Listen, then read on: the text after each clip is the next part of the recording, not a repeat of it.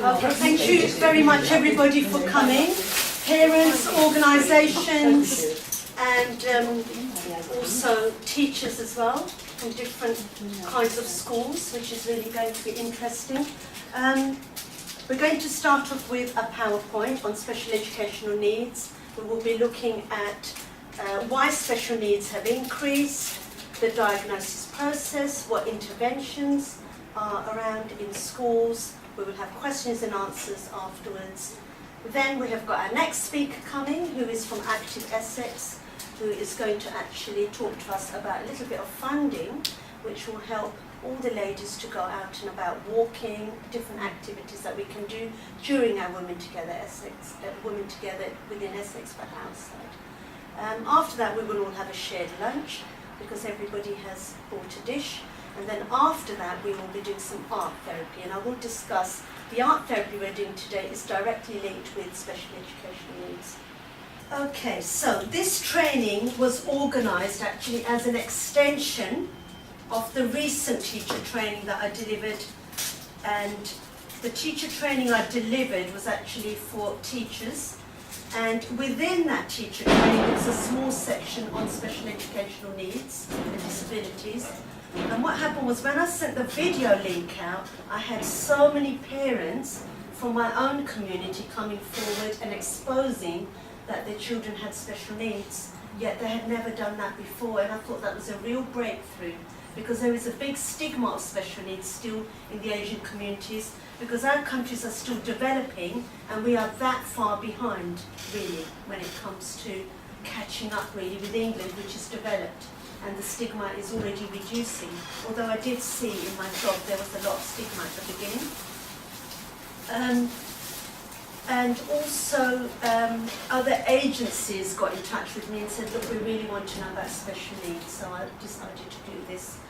So now let's have a look at the factors contributing to the recent increase in special needs, behaviour issues, scientific background of the special needs conditions, why they happen, and also the school support system in place. So why am I doing this? Some of you may know already that I am and was, but am still a special educational needs coordinator. And some of the things that I did was I arranged, chaired and hosted Brentwood School SENCO cluster meetings. So I was one SENCO in Brentwood, but I used to actually host and chair the SENCO cluster meetings at my own school, where SENCOs came from the whole of Brentwood to us, and I would run courses for them, like this one, or on specific needs like autism or mental health. I also trained other new SENCOs in Essex. I actually trained new SENCOs, 2 new SENCOs, who are still in touch with me. I represented primary SENCOs for Essex County Council. I was the vice chair on Brentwood behaviour, attendance and pastoral meetings, but that was very interesting. So we would talk to social services, we would have other representatives in from behaviour organisations. I regularly gave lectures on SEND, special educational needs, disabilities and mental health, at conferences and at universities. This is how I actually got my current job at the university, because I gave a talk on mental health there through the cathedral. I actually ran parenting courses on behaviour, healthy mental health and emotional development in children, which was very interesting, because parents a lot of the time are the problems, which you'll find out in a minute when we talk about all of this. Lecturing in, at the moment, I'm actually lecturing in special educational needs at the university. I'm running the special needs modules within the childhood and behaviour studies degrees at university.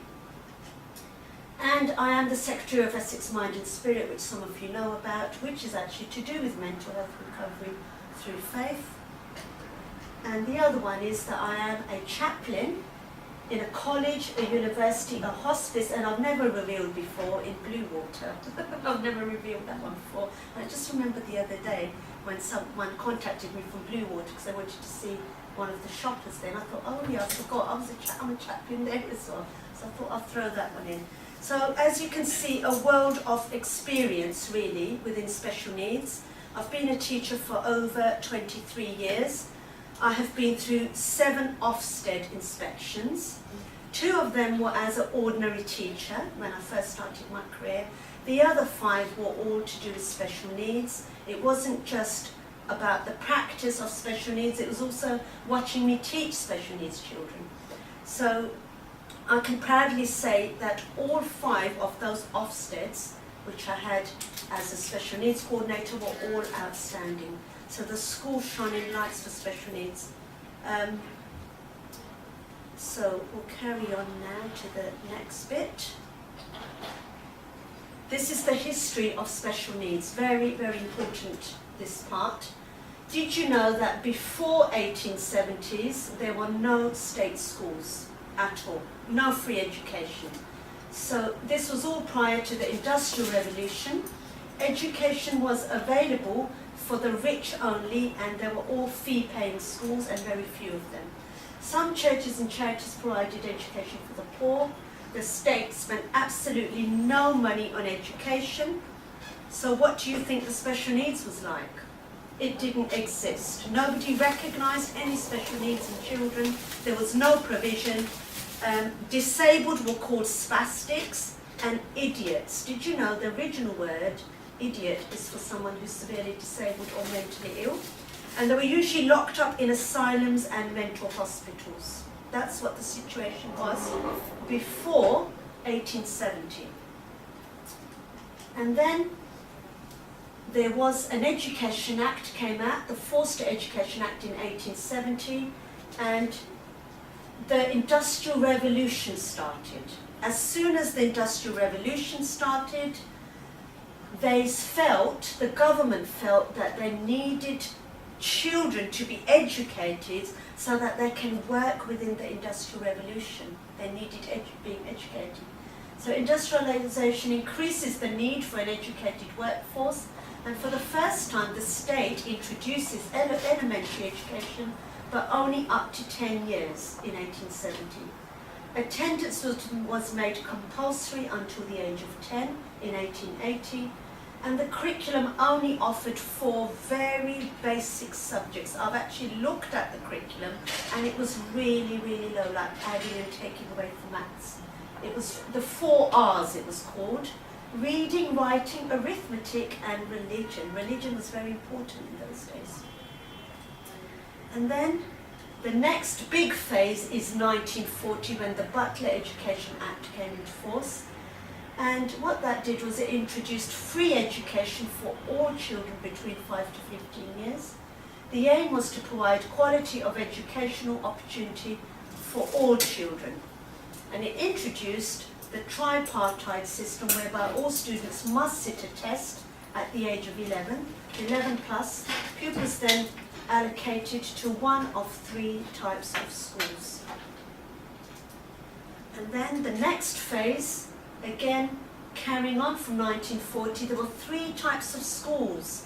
Grammar schools for those who passed 11 plus, academic curriculum, pupils mainly middle class. Secondary moderns were those who failed the 11 plus. There were non-academic, there were basic practical education, and there were mainly pupils, mainly from working class. Did you know that the people who went to grammar schools were actually selected if they were from rich backgrounds? So there was no integration. And then if you didn't get into secondary modern, then the 3rd type of education, there were very few of these in very few areas. There were technical schools and colleges. We've got somebody here from college actually today who also works within special needs, dealing with exams and special provisions, and that's interesting for you to see. It was in 1940 that very few technical colleges opened, and the system was more bipartite than tripartite.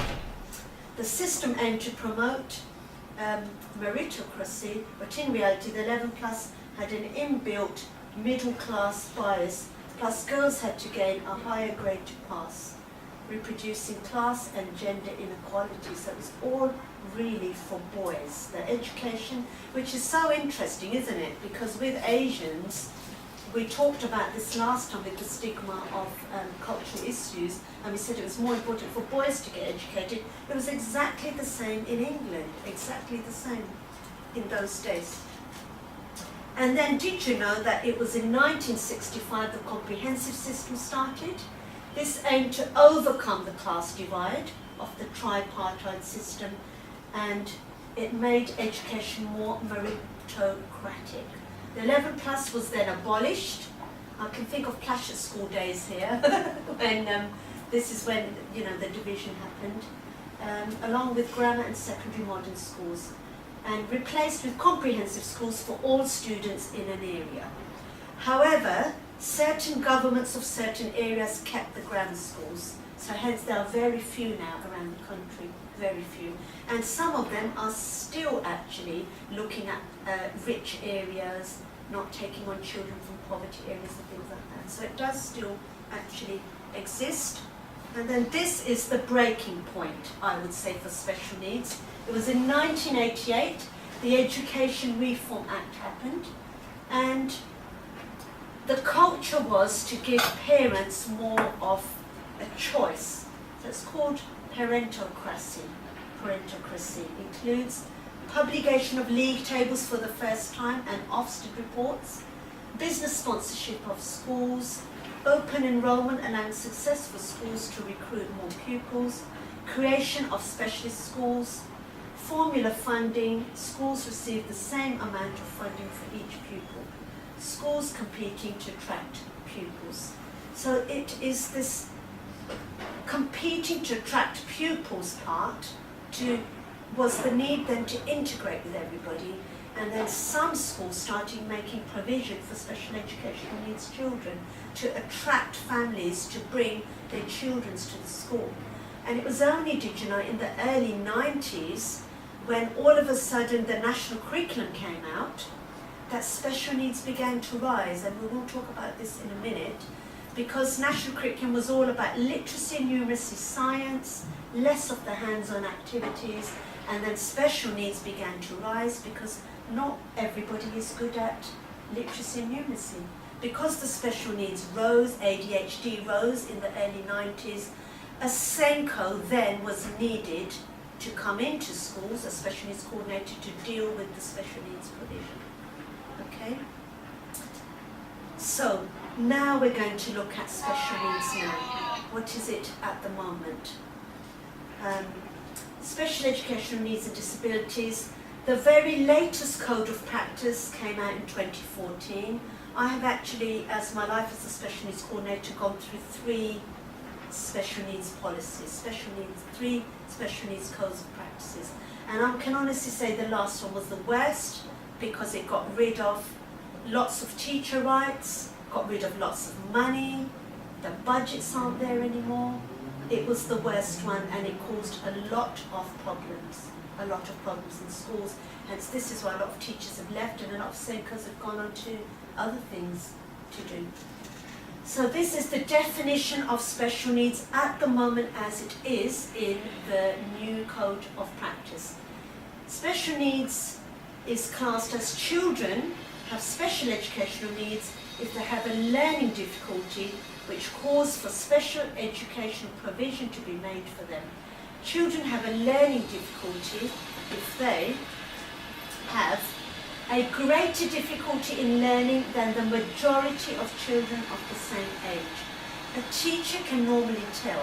So that is the first criteria. A teacher will always know, by the way, she will always know in a class full of children, one child that sticks out. She will always know that straight away.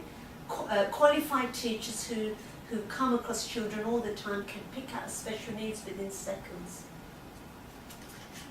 And for the first time in the new code of practice, which I think is a good thing, because there were good things and bad things, the other specification included in there was for children who are disabled. So a greater difficulty in learning than the majority of children of the same age. A disability or medical condition which prevents them from making use of educational facilities. So that is the second criteria.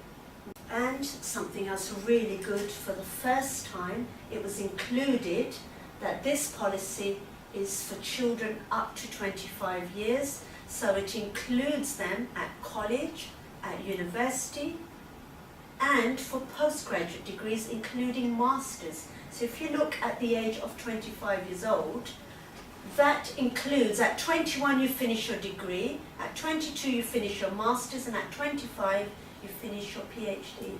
So I think that that was excellent. And now there is provision in colleges, in universities for students going up to 25 years, which I think is an excellent thing. Because of this, special needs coordinators are being introduced even at the university level and at college levels. And a special needs coordinator must be a qualified teacher. Did you know a lot of parents didn't know this? They thought we were there just as admin staff, and it used to really bug me. They not only need to be a qualified teacher, but they need to have a master's within special educational needs nowadays.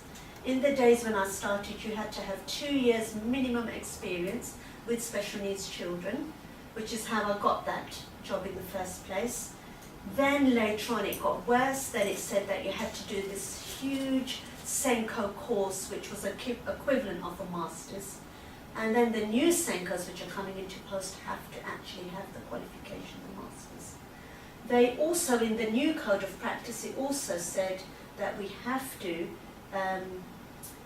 they have to be part of the senior management team, because it's a whole school issue, not just an issue just within the department. And that as well I was very, very happy with, because it is actually a senior management decision, some of them, to do with special needs.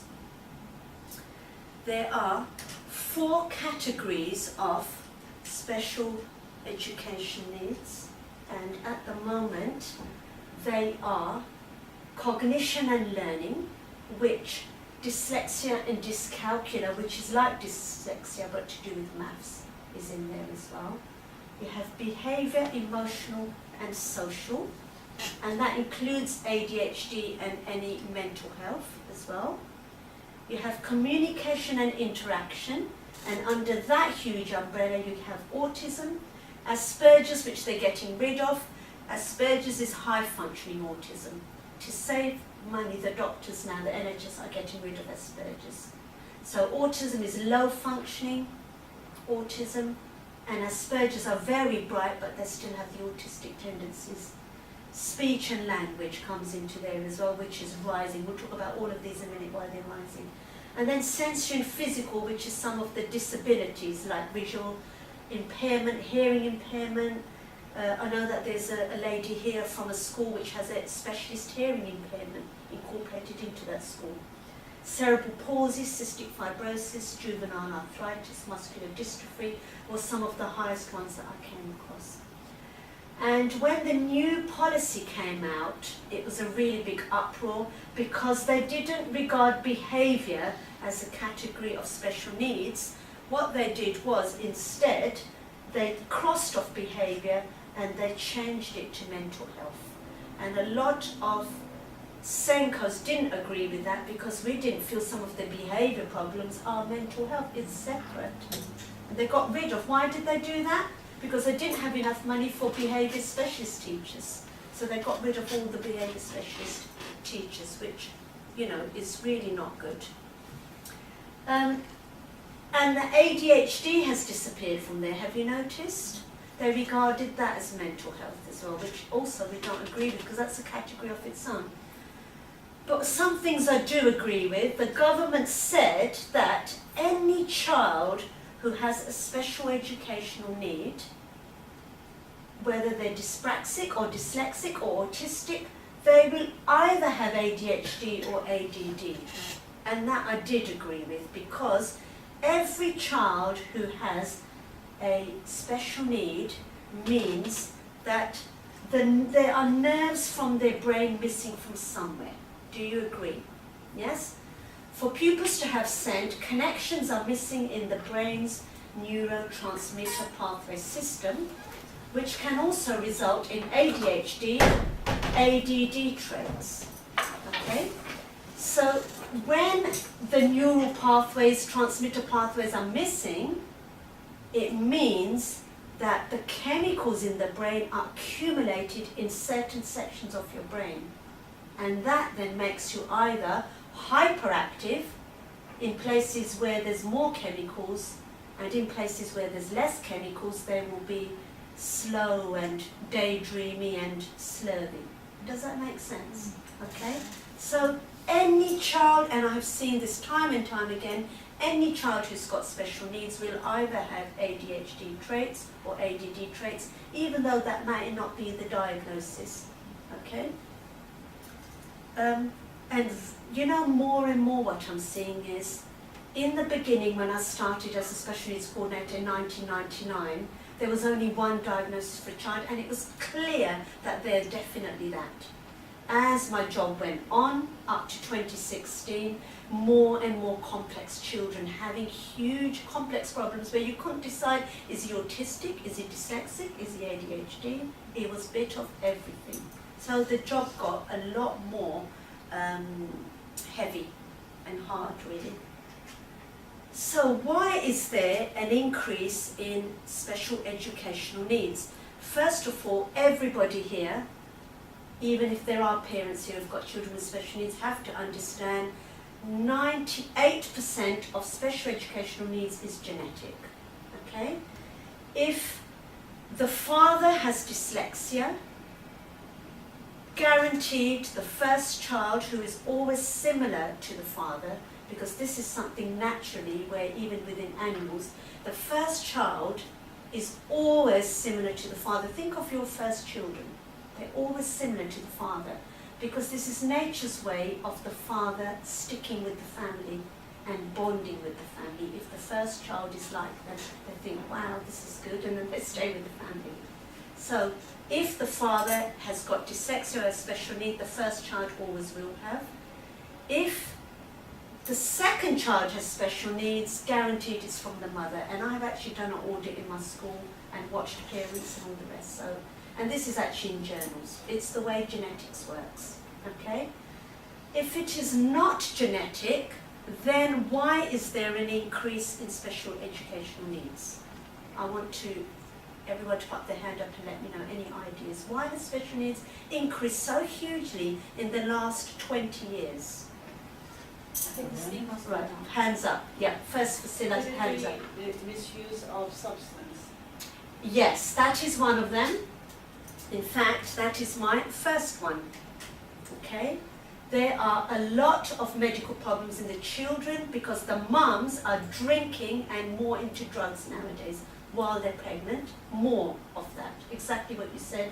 So the children are definitely going to be ADHD.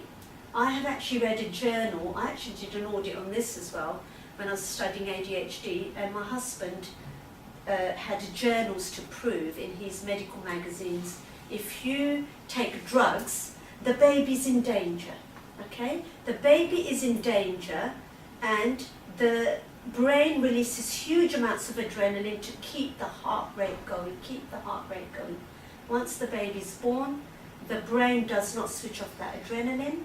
It gives it this fight and flight mechanism, so all the time it's run. You know when you see a spider and you run? Yes? Suddenly you can feel the adrenaline. Your brain pumps in adrenaline in your body to run away from that spider. Likewise, these children naturally have been put adrenaline in their bodies so that they can, when they're older, they can fight what is going on. Okay? Also, I had a child in my school where the husband kicked and punched the wife while she was pregnant, and that baby was ADHD, because that baby then obviously was drugged a lot of adrenaline in it to keep the heart rate going, to keep it alive. Okay? Right, you had one. Yes? Well, I thought that perhaps the stigma has reduced, and so Yes. more people are coming. That is 100% correct. Do you know for who? The BME community. I can see it in front of my eyes. All of a sudden they've woken up. Oh, you know what, I think my child's got this, and what do I need to do? I had that, which is why I did this. Okay? In the olden days, if you were autistic, it was put down to personality. They're quiet, they're shy, and that's fine. And nowadays, sadly, we are trying to clone children, making them all the same. They've got to sit, they've got to listen to this lesson. Yes? And this diagnosis business is going over the top, and it has come over from America. And do you know you can even have a diagnosis now for being over-organised, I was told. If you're over-organised, you're OCD. I would not be able to function in my life if I was not organised. So it's ridiculous, it really is. Each and every one of you could have a diagnosis if you went to the doctor today for something. That's how bad it's got. So yes, that is one of them. So that's a good answer. Why else has special needs gone on the increase? Let's have you. Is it because ladies are leaving their pregnancy till later on, so they're having them later? Good. I like that one. 100% correct. Okay. There is a huge increase in medical conditions in children because mothers are having babies later in their life. Their eggs are cracked. I'm actually telling you this. Their eggs are cracked. They have twins. The tendency of having twins is more when you get older. Yeah, you're not young anymore. Your body's, the middle age spread starts. Did you know that's when your sexual drive starts going down and your eggs get old? The eggs are actually cracked and they're split when you're pregnant into twins. This is why the tendency of twins has increased. Okay, some people are having triplets. And did you know 100%? If there is twins or triplets, one of them will be special needs. If they're not, you're lucky. Because there's not enough nutrients to go around the 2 or 3 babies, and that leads to that. Some ladies are leaving it so late they can't have babies, so they are having IVF treatment. Ask a specialist teacher about why their special needs has increased, and they'll tell you because of the increase in IVF and artificial. When you take the baby out, and artificial insemination. That's it. Artificial insemination. Obviously, is the egg not going to get traumatized when you do that? When you take it out of the womb and then you fertilize it, then you put it in, even if it is the father's sperm, it's going to get traumatized. This is all in Health News, NHS Choices, and it was in our Head Teacher Update magazine in June 2013. So it's a couple of resources there. The other one nobody's mentioned is premature babies. How many babies are being saved early? In the olden days, they would die. Did you know, according to my husband, again, I've got a doctor, so I can ask him all these medical things, 27 weeks is the earliest that you can save a baby nowadays. And for a normal baby, you definitely need the full 9 months for all those transmitters that I showed you earlier to be formed in the brain, which is the fine-tuning, did you know, of the baby at the end is the neurotransmitters. Even if it's born 3 or even 2 weeks early, guaranteed they will have problems in concentrating, in attention problems, because the neurotransmitters have not been formed in the brain. So that's another one. Okay. Can I ask you, Sidra? Yes. What about traumatic birth? Traumatic birth is another one. Again, you know why? Because forceps and all of this, the baby, the brain will give a huge amount of adrenaline into the baby to keep it alive. When I sit down and talk about the history with parents, some parents will tell me, yes, my baby was born yellow, jaundice, and he went in into a unit, or my baby was blue at birth because of lack of oxygen, or yes, I had a very traumatic birth. You know, this happened and this happened. Even doctors will ask that, because all of this can lead, not always, it can lead to special education needs. Okay, any more? There must be more than that. Yes. What about genetics? Genetics we've covered. Like GMO food, sorry, you know. Yes, good. We've got a clever lady there. Yes, we're going to cover that as well in a minute. The next one, because we're starting from birth, okay, so we're going from birth and we're going to go on to special needs. The other one is that, did you know that the early development of motor skills nowadays is very, very low in children? Why is that? What are we doing wrong? We are stopping them. But these are the factors affecting early motor development. We're putting seatbelts on children. Did you know this is proven, that when the children are in a car and they're not seat belted, they move around the bends, yes, and they learn coordination. Yeah, they're moving around the bends and their brain and their ears are moving and the fluids are moving in their ears. When you put them in, because of all the security policies, it's stopping them forming those connections that they need to form. As a baby's growing, those connections are being formed in their brain. Okay? The other one is food chair. Okay? Think of when you put them on a normal chair. They have to balance and eat at the same time, and then you strap them in, and they don't have to do that anymore. Okay? We've got bouncer, that's it, bouncer. Oh, we'll plonk them there, we're too busy. The mums are too busy, we're going to come to that bit in a minute. Mums are too busy, let's just plonk them in there in front of the telly. Okay? And even in the bath, think of the amount of coordination a baby would need to have if you plonk them, even if it's in a sink. We didn't have none of that as kids. I remember my baby brother being bathed in the sink. And they have to, you know, hold on and they're swimming with the water. But when you put them in something like that, where's the coordination there? But we will talk about all of this, the interventions, in a minute, later on. There's more factors. Because of no carpets nowadays, or because of dust mites, a lot of mothers are not letting their children crawl. So this crawling mechanism is so important, I cannot tell you. A crawling mechanism uses the left and the right sides of your body opposites, like this. And what that does is it forms neurons which cross your midline in your brain. And you need both sides of your brain to function properly within school. And children are not crawling, they're going straight from sitting to going on to baby walkers. So mums are not letting their children crawl, because of health reasons, and also floorboards on the floor. They're not going upstairs. You know, this mechanism, this left, right, going up the stairs is being stopped by stair gates. A lot of this really is because of government laws about keeping your child safe. And this is the mechanism that you need to go upstairs. Look how much there is.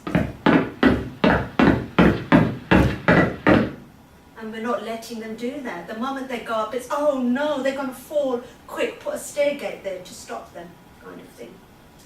Okay?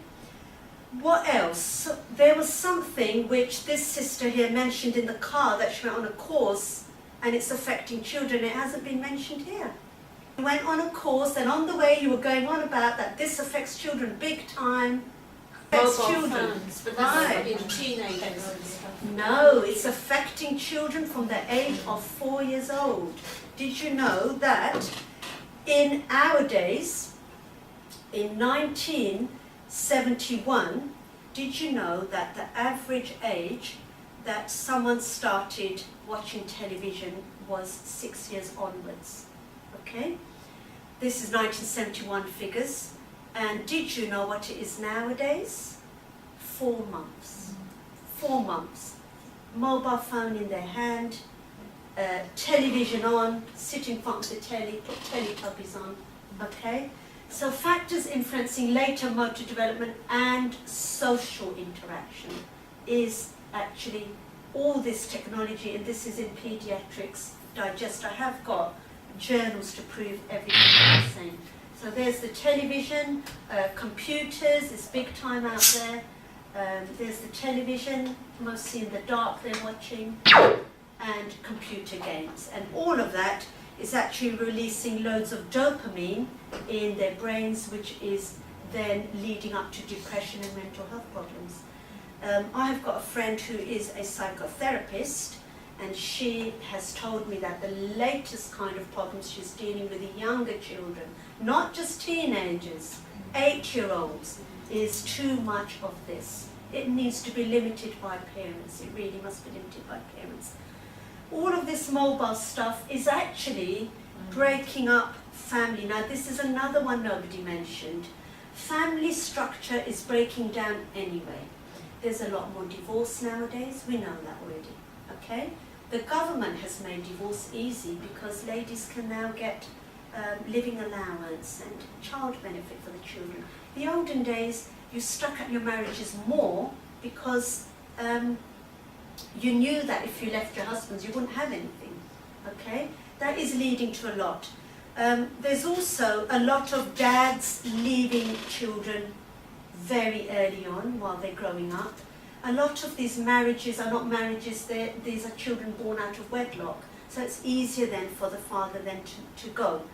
Then new fathers come in, and what is going to increase when new fathers come in that are not blood relatives of the children, what is going to increase? Sexual abuse, isn't it? Okay, I actually used to sit on social services panels, and a lot of the time the abuse that the children had was not from their real fathers, but from stepfathers, because of all the, when it's not your own child, you can abuse them, can't you? Okay, pornography is on the rise, so a lot of these men can't control their feelings and they're doing all these things. So family structure has broken down, and mobile phones, even when the children are going off on holiday, they are actually taking their mobile phones with them. I think that's hilarious. This is the tan lines of the next generation, okay, where even on holiday they're like this kind of thing. Okay, the other one I mentioned earlier, the national curriculum.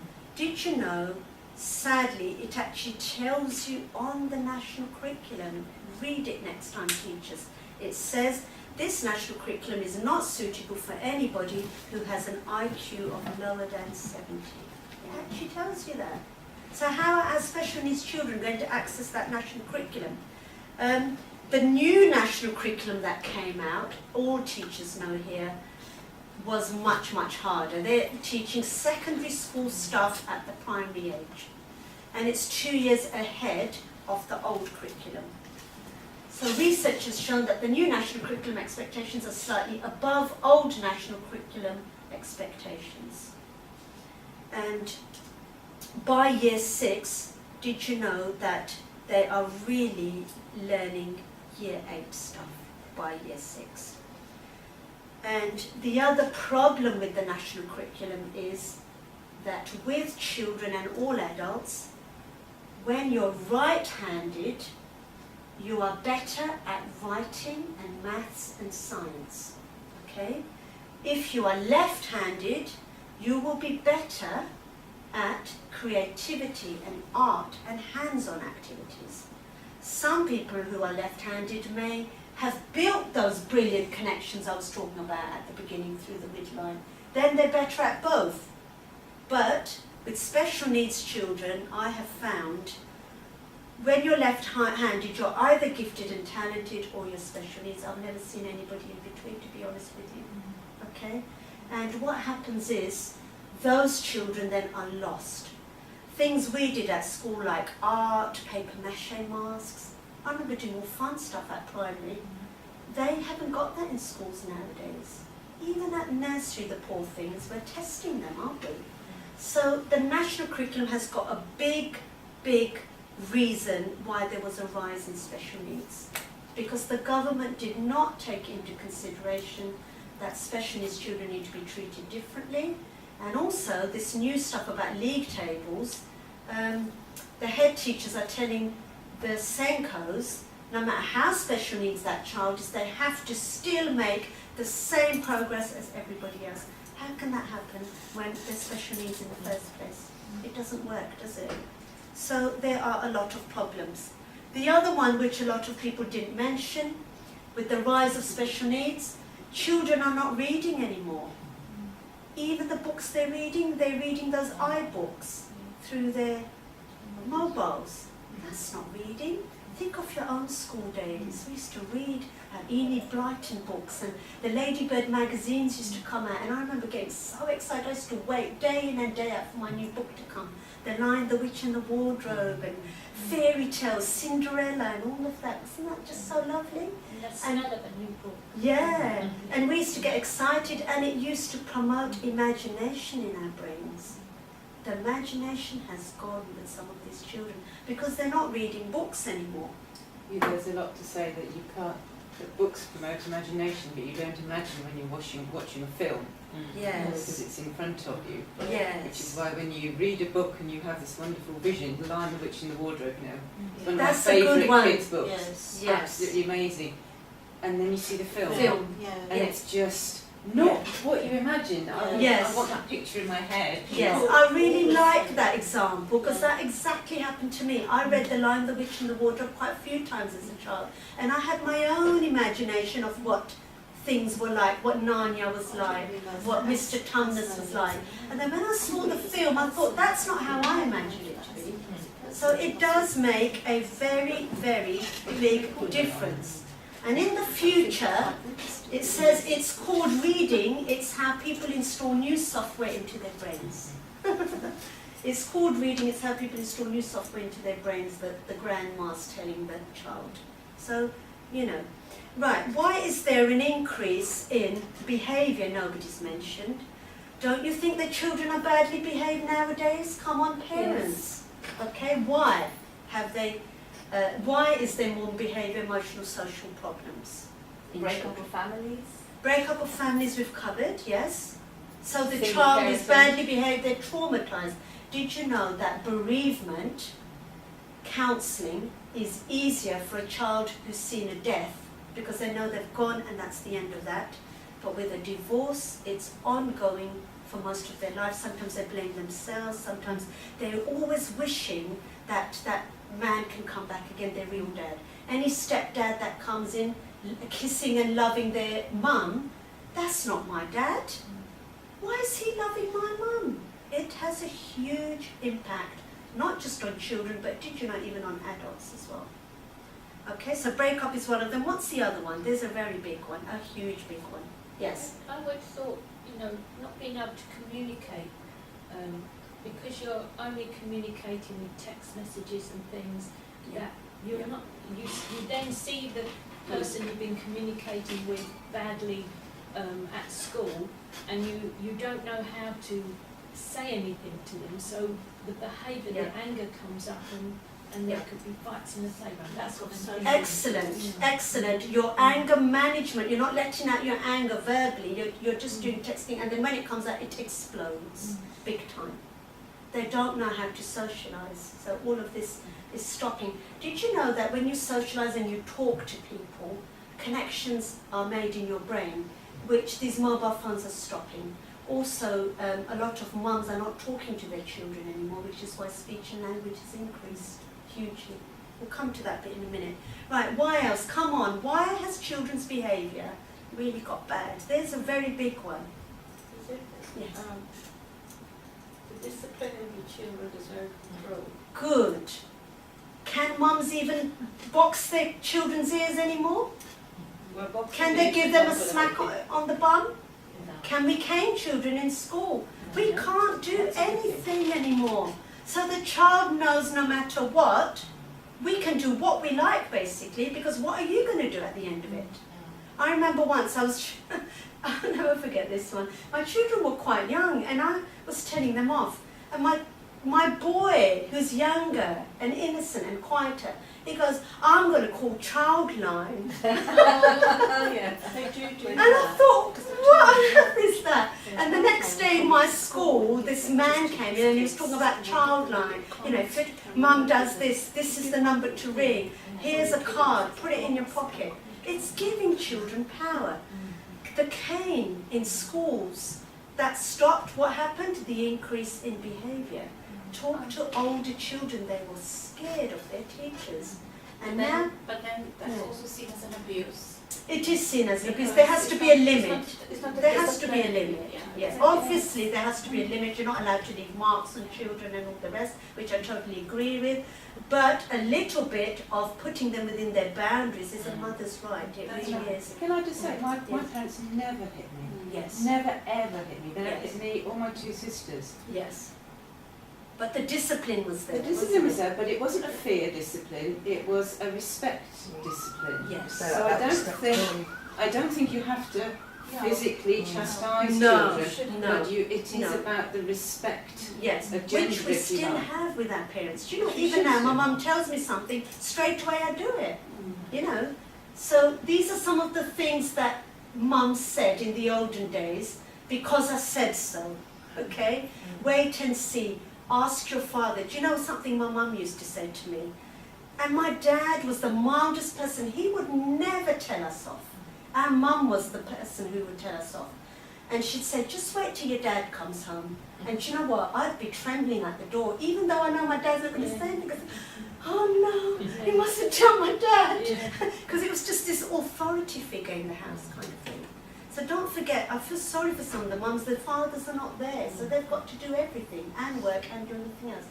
No pudding unless you finish your dinner, so those rules were there. You don't have your dinner unless you won't get a pudding. So the children finish their dinners. Nowadays, a lot of the mums, oh, don't worry, I'll make you chicken nuggets. Out comes the chicken nuggets. But also they're not sitting as a family to eat now. The children are on the Yes. sofa, Yes. children are walking around eating. Yes. Where that was our social time, that was the communication. It was, and that's a brilliant one. They're sitting in front of the telly and eating. And you know that picture I showed of when everybody was seated around a big table and they were all eating together with the grandparents. And then there's one of them now on the sofa with all their iPhones and things. So if someone asked you to jump off a cliff, would you? You know, like with peer pressure. I've told you 1,000 times, say pardon, not what. What did your last slave die off? I don't know about that one. Maybe I'm too young for that one. You will have someone's eye out with that. It will all end in tears. What's on it? If I want, never gets. I want, never gets. Close the door, you aren't born in a barn. Don't sit too close to the telly, you'll get square eyes. I remember that one. There is no such word as can't. I like that one actually. Who is she? The cat's mother?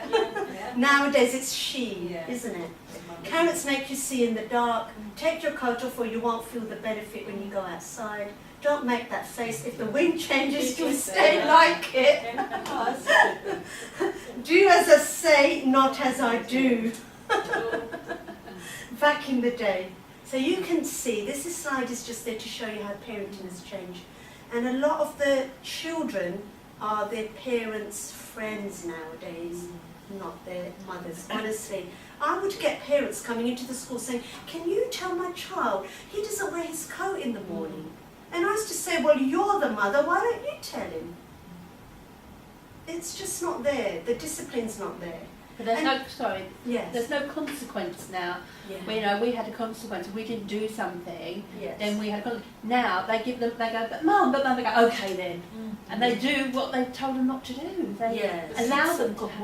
Because they're knowing the way. You can't do anything at the end of the day, and parents, the children are controlling the parents. It starts at birth, doesn't it? Yeah. I mean, it starts really young, that consequence. The consequence doesn't have to be severe, but No, the consequence, the consequence now is take your phone off you. Yeah. I mean, that is the ultimate sanction, isn't it? Yeah. I'm taking your phone off you, I'm taking the charger off you. But then they go ballistic, and then you quickly give it back again. No, but you start that young. It's not, you don't suddenly do it when they're 16. Yes, that's When you true. start it, when they, Yeah. the first thing they get a phone, you do something wrong, you haven't got your phone. Yeah. You But don't get too your phone much till you do your pupil phone. power. Like I'd say to the parent that your child needs to go on the special needs race, and they say, okay, we'll talk to the child about it. And the child's got special needs. How's the child going to make a decision? So, a lot of things. Busy mums. There's a lot of problems with busy parents. A lot of mums are going out more and more nowadays, and it's having an effect on the children, isn't it? You're doing 5-6 different things in one go. A lot of the times the mums are doing things on their own, so that's having an effect on the children. So there is, things like this that can't actually sometimes be fixed, if you like, because there's no dads around and the poor mums have to go out and work. And some of the children are really depressed because they're in holiday, all their friends have gone out on holiday and they're in their after school clubs and things. Bullying has increased, especially I would say for the BME community, because of the rise of Islamophobia, because of Brexit going on. When Brexit was announced, initially, there was in my own school some children where white British English children said, when are you going back home? And they said, what do you mean, I live in this country, I'm English. Because they thought you were just not going to be at school the next day. So bullying has increased since Donald Trump's come on the scene, Brexit and all of that, and certain people are being targeted. And I think that Amina mentioned about processed food, didn't you? Processed food, preservatives and artificial colourings.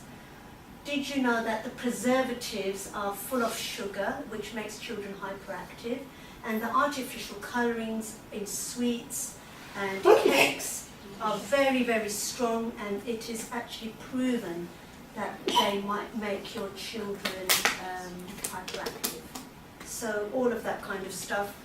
Allergies are on the increase. I really like this picture. This is Jesus with his bread and his fish. And everybody's saying, I can't eat that, I'm a vegan. Has that fish been tested for mercury? Is that bread gluten-free? But we didn't have all of that in those days, did we? And what is happening nowadays? What is happening is that children, mothers are being overprotective and not exposing their children during pregnancy to a wide selection of food, which means that that child is not immune to that food when it's born. So did you know the latest is that mothers are encouraged to eat peanuts while they're pregnant? I've got a lady who's pregnant at work, and she's eating a bag of KP peanuts. And she said, oh, it's okay, it's allowed now. But what they're also saying, which I thought was a bit scary, was on the radio encouraging the parent to give peanuts to their children much younger. And I thought, well, maybe peanut butter, but not a peanut. No. They talk about you mash the peanuts up and then you put a little bit on the roof of the mouth. From as soon as they start weaning, as they start weaning, you start introducing high allergen foods. Yes, but doctors have now said that the mothers should eat some of these things while they're pregnant because it gets built into the makeup of the child. The thing that's interesting, as some of you know, I spend a lot of time in the Middle East. And in a whole village, I don't think there's anyone who's gluten intolerant. Yes, there's exactly. virtually nobody allergic to anything. Yes. Because they eat everything. But that's from very tiny. The moment, even at sort of 3 months old, less than that, they're being fed the same food as the parents.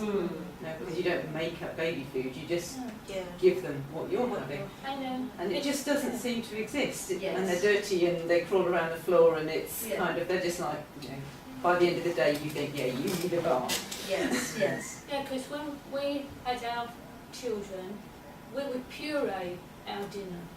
Yes. So it's the same thing. The same food. Puree our dinner, so we all had the same. But it didn't have the preservatives. If you look at those baby jars, they all got the preservatives and everything in it from a very young age. And that builds up all the allergies and everything else. That's what to do with busy mums or busy families. If you Yes, that's got to you do don't with have time busy to cook. moms again. Yeah. So you're eating a takeaway or you're buying this whole box It's of it's a big chain. It is a big chain. The only way to stop all of this is go right back to old-fashioned ways of living and all the rest, really, the natural way, I suppose. That's Society's changed because more women go out to work. Work. There's not that distinction of roles anymore. Yeah. It's like there's more kind of pressure, I think, on the ladies. Oh, don't you go out to work? But Like more it's in this mainstream. country, like you were saying, in the Middle East, it's all still there. The developing countries is still all intact, everything, I would say. I would say, because I'm from Kenya, Yes. I find even now some of the women are at work, the men are the ones sort of trying to do They're perhaps catching side up job. slowly, aren't they? It is catching It up. is It's catching up. interesting because when I was growing up, I recall my grandmother saying that the way they used to feed their babies, because they didn't have any ways of mashing, was they would take food and chew it Yes. and pass it to the babies. Oh, right. I've heard of that from a Chinese lady. Yeah, that's She what I used said to that do. we chew our food because it's vegetables and things, you know, stir fry, and they give it to the baby to eat then. That's what that's how they used to give dates to babies. Dates, yes. Chew the dates Yeah. and then And then give it to the baby, yes. Yeah. So interesting this is, isn't it? Right, so we've done all the factors. This Can I is just just say some something of as the well? I factors. think, like, you know, that where Yes. people are working longer as well, Yes. so maybe grandparents are not about as much to support. Where years ago, Yes. the children would go to the grandparents to look after, Yes. that's not happening as much. A lot of the poor grandparents are in old people's homes, aren't Yeah, they? in care Don't homes. forget they're not at home anymore, are they? But the Or still families aren't- working. Yeah, or still working. Yeah. Yes, The yes. families aren't local anymore. They're not You know, local Nan anymore. was in the No, same that's a town really and- good They're on one. the You same know road. that? Yeah, Yeah. You know, in East London, all the generations all live near each other. yeah. People didn't travel so much. But now people are all into travelling further out, into better areas, it's easier transport. The grandmother's living all the way in Norwich, and the child, you know, the daughter's living in Suffolk, and then the grandchildren are living somewhere else. My mum was born in Abbey Wood, and at one time my grandparents were there, their brothers and sisters were there, and there was 20 members of one family in like one road. Different members. The whole roads used Yeah. to all be of the same Yeah. community. A bit like back home. When I look at my uncles, they all live all on the same road. Yeah. Okay. I think we've done quite a lot on the factors contributing to special needs. Now we're going to look at the system in schools. And like I explained earlier, because of the rise in special needs, there's lack of money to support them. So what has the government done? They've made the goalposts get higher, okay? Much higher. A diagnosis for an autistic child was very easy in the olden days. And nowadays, everybody's coming out autistic, so now you have to be really severe to get a diagnosis. It's all to save money. That's what it all boils down to in the end. So this was before the last policy. So you had people who were quite low in ability. Then there was borderline for special needs. We even had a borderline register I used to have. Then I had a school action part, which is where the school had to take action to help the child. Then I had a school action plus. The plus meant we had to get outside agencies in to help the teachers to deal with the child. He was of higher needs. And then the statement was right at the top, which was a huge stigma for parents.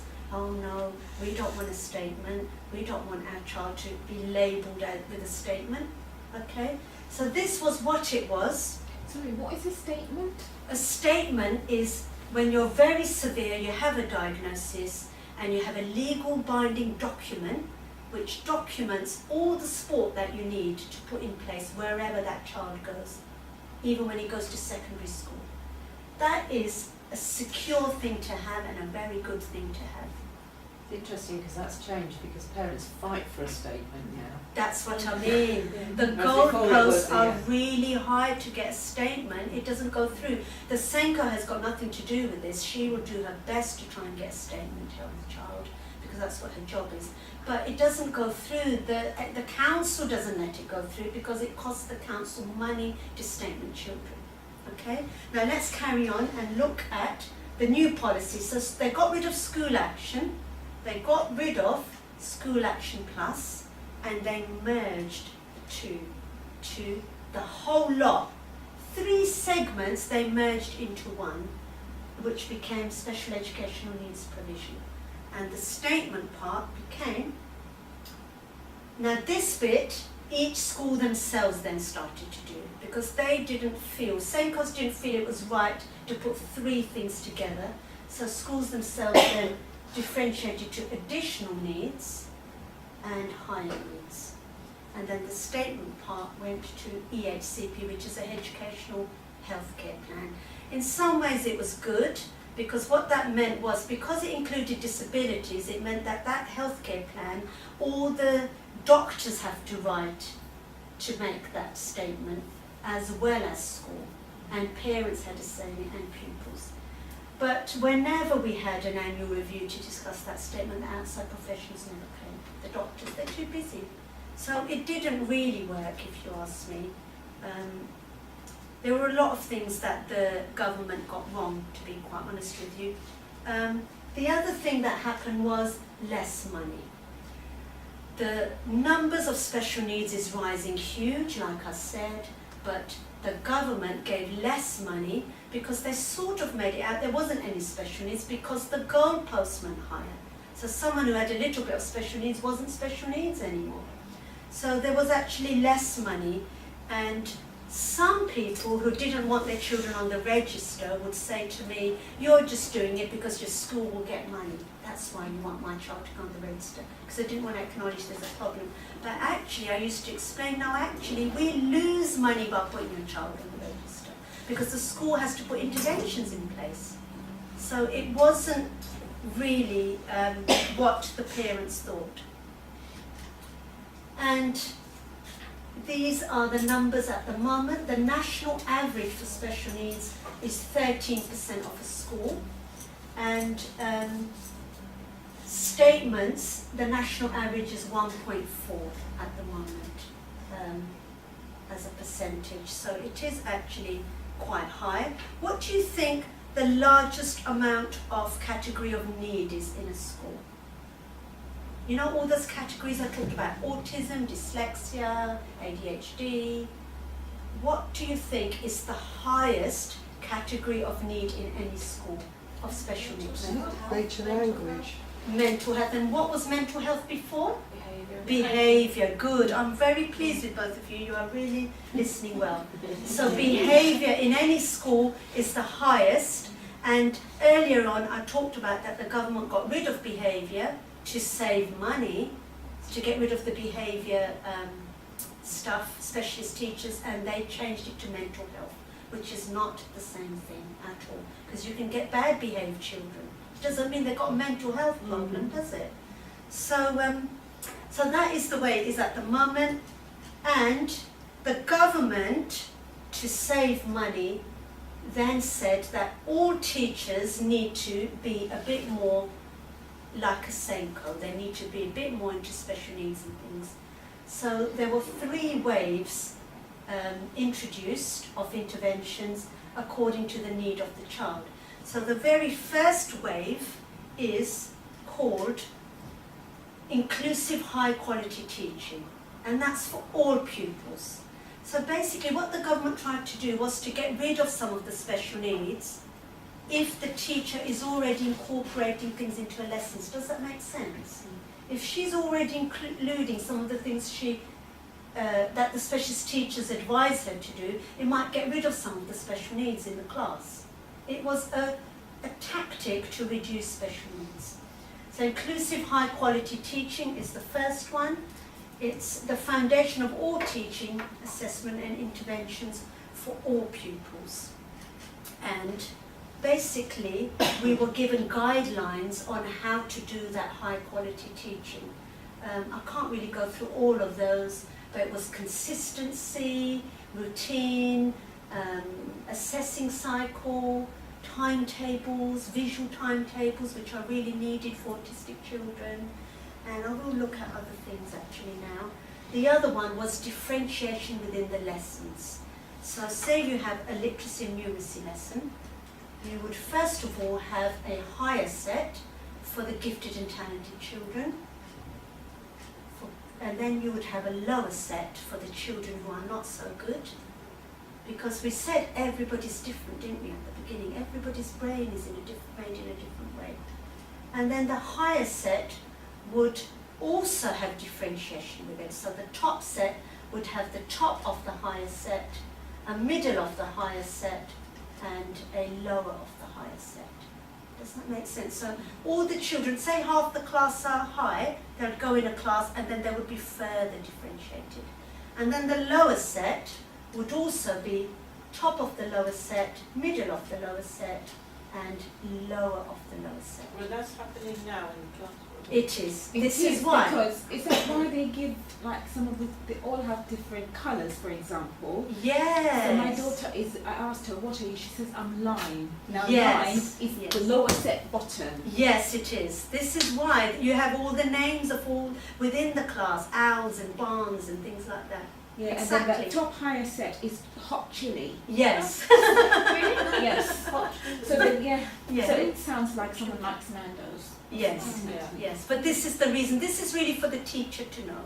Really, they don't usually tell parents. The kids work know, it the out. kids come home and Yeah. tell The you, kids and they know. define exactly where they're placed. Yeah. And she says, "Oh, I'm lime. I'm never going to be anywhere near the Yeah. the hot chili." It's true. And it actually does affect her. It does. They shouldn't really know though. Oh, they know. A proper teacher will not let them know. Probably not the teachers, Because they're parents. split into several groups, Yeah. so they know that they're different. Absolutely. And And yes. they'll tell you And this who else is with them on Hot my chili has table. figured it out. Yes. Yeah. Okay, but this is, like I said, a government tactic to reduce the special needs. Now, the children which can't access the lower of the lower set, they are the ones then that have to be taken out, and they are then the ones who are special needs. Does that make sense? Okay? So then, they are the ones who are then special needs. And what that is they are then further differentiated within the lower set literacy lessons. So then they're taken out, and that's when they do one-to-one work, a bit like what you do, because you do that, don't you, with your child. We've got learning support assistants here as well today, so we've got a really good mix of people. So, sorry, the ones that are taken out, Yes. oh, they're given that kind of support. Yeah, so there might be a group of children who can't access the bottom of the lower set, and they will come out, and the learning support assistant will work with them in a small group. And this child, poor thing, says, "I don't know what to do," for a reason, because he doesn't know what to do. He can't access the lesson at the speed the teacher is going. Other things that the teacher might incorporate is, for example, some of the things she might incorporate in a high quality teaching is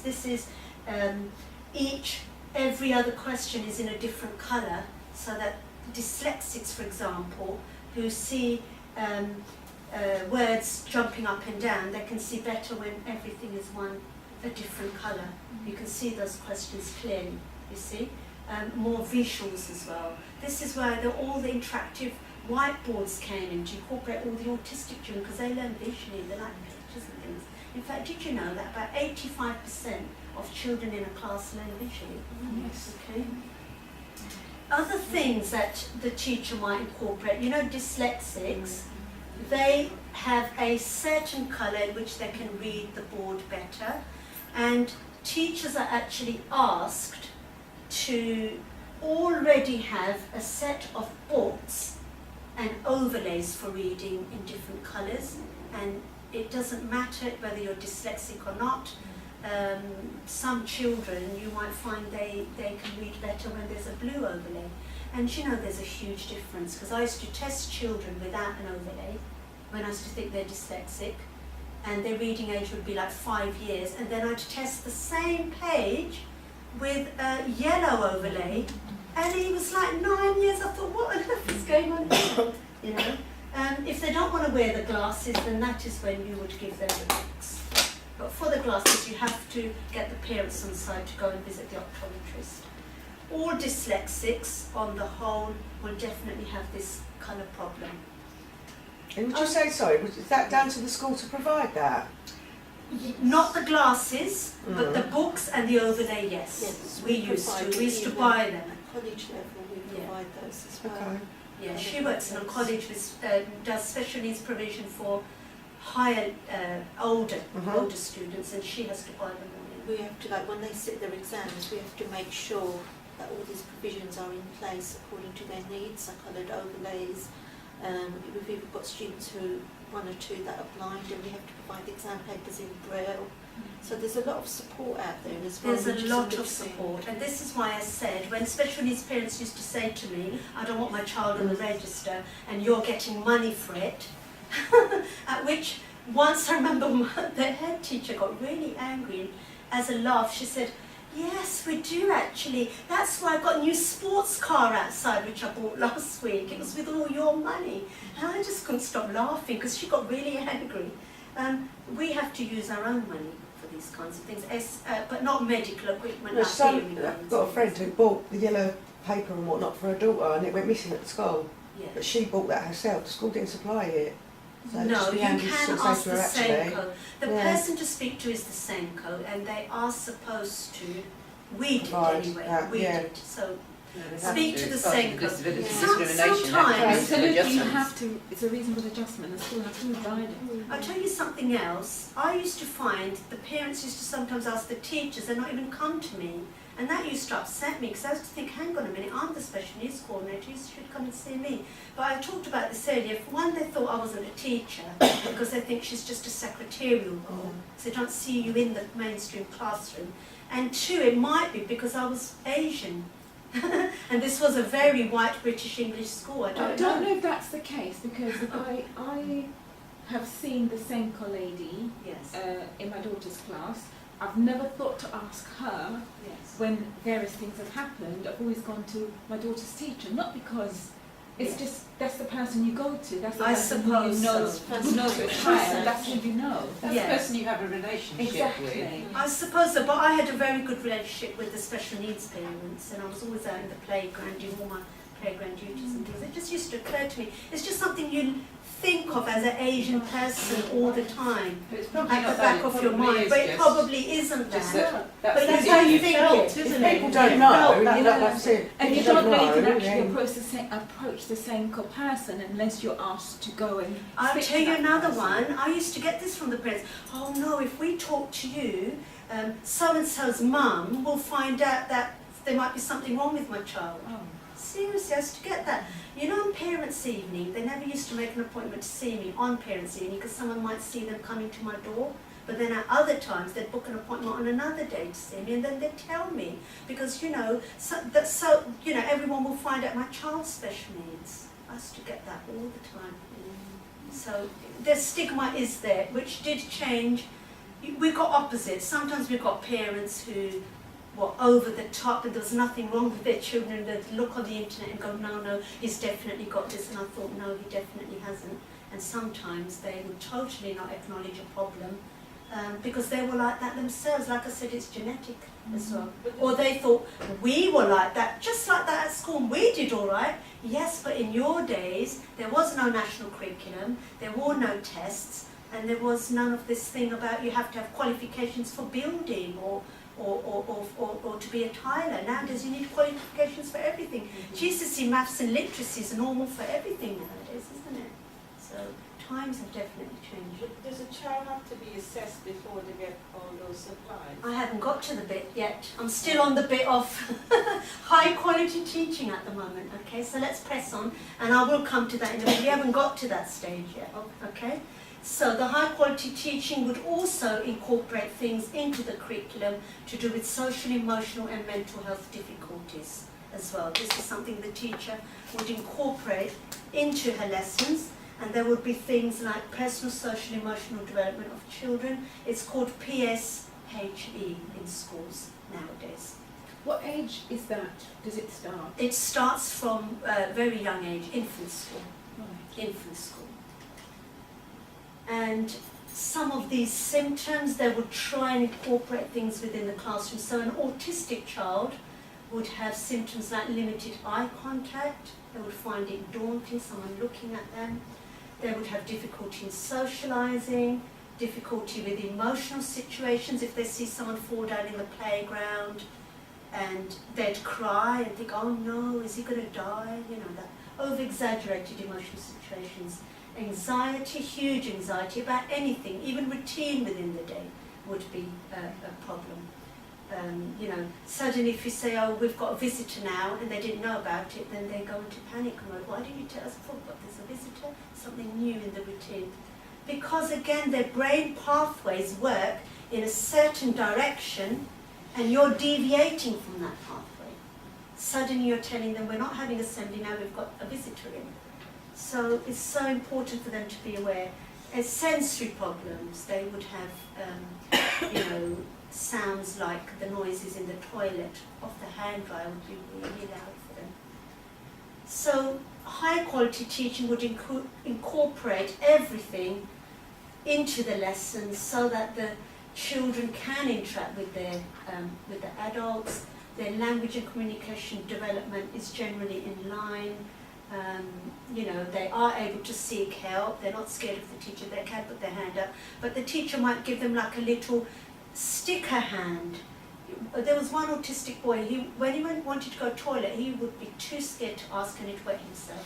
So we gave him this really lovely hand which he made himself on a stick, because he was really artistic.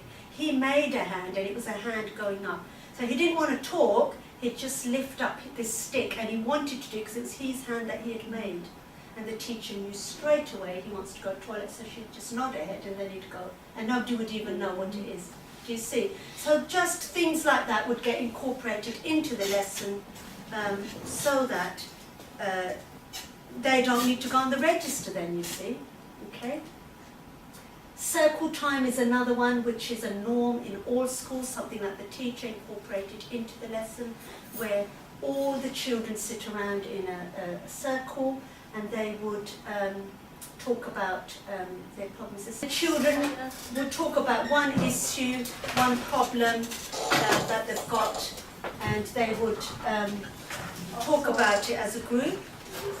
The other thing they would have is worry boxes for some of these children, where there's a box in the classroom. Worry boxes. There would be worry boxes put into the classrooms, and the worry boxes, a child, if he had a worry or a problem or is being bullied, he would just post a little post-it note in there with his name, and then the teacher can talk to them. Things like that that the teacher would incorporate into the lesson. So now we're going on to the next stage, okay? After high quality teaching, the child is not making progress, okay? So this is the identification of children who are additional needs. The child is making little or no progress despite targeted teaching strategies. Child has difficulty developing literacy and numeracy skills resulting in poor attainment. The child has persistent emotional, social difficulties not improved by normal behaviour management. Child has sensory or physical problems and is making little or no progress despite specialist equipment.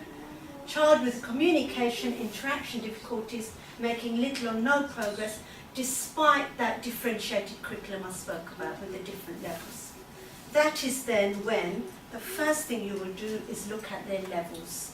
Now these charts were provided to us by the government with all the levels on there. So this is the level they should be at this age, but this is the level they are at. And if they are this level or below, they need to go on the register, special needs register. This is how SENCO defined. Now, what happened was, and it's really sad again, as special needs rose, those goalposts rose, because the government was trying to reduce special needs. So in the beginning of my career, we didn't even have these levels. We could just put them on at our own discretion, okay? Later on in the process, the first lot of levels that came out, we thought, okay, that's not bad. That's 2 levels below what they should be, and that's fine. When the third legal tables came out, if I went only by this, there would be nobody left on the register. Did you know? That's how bad it was.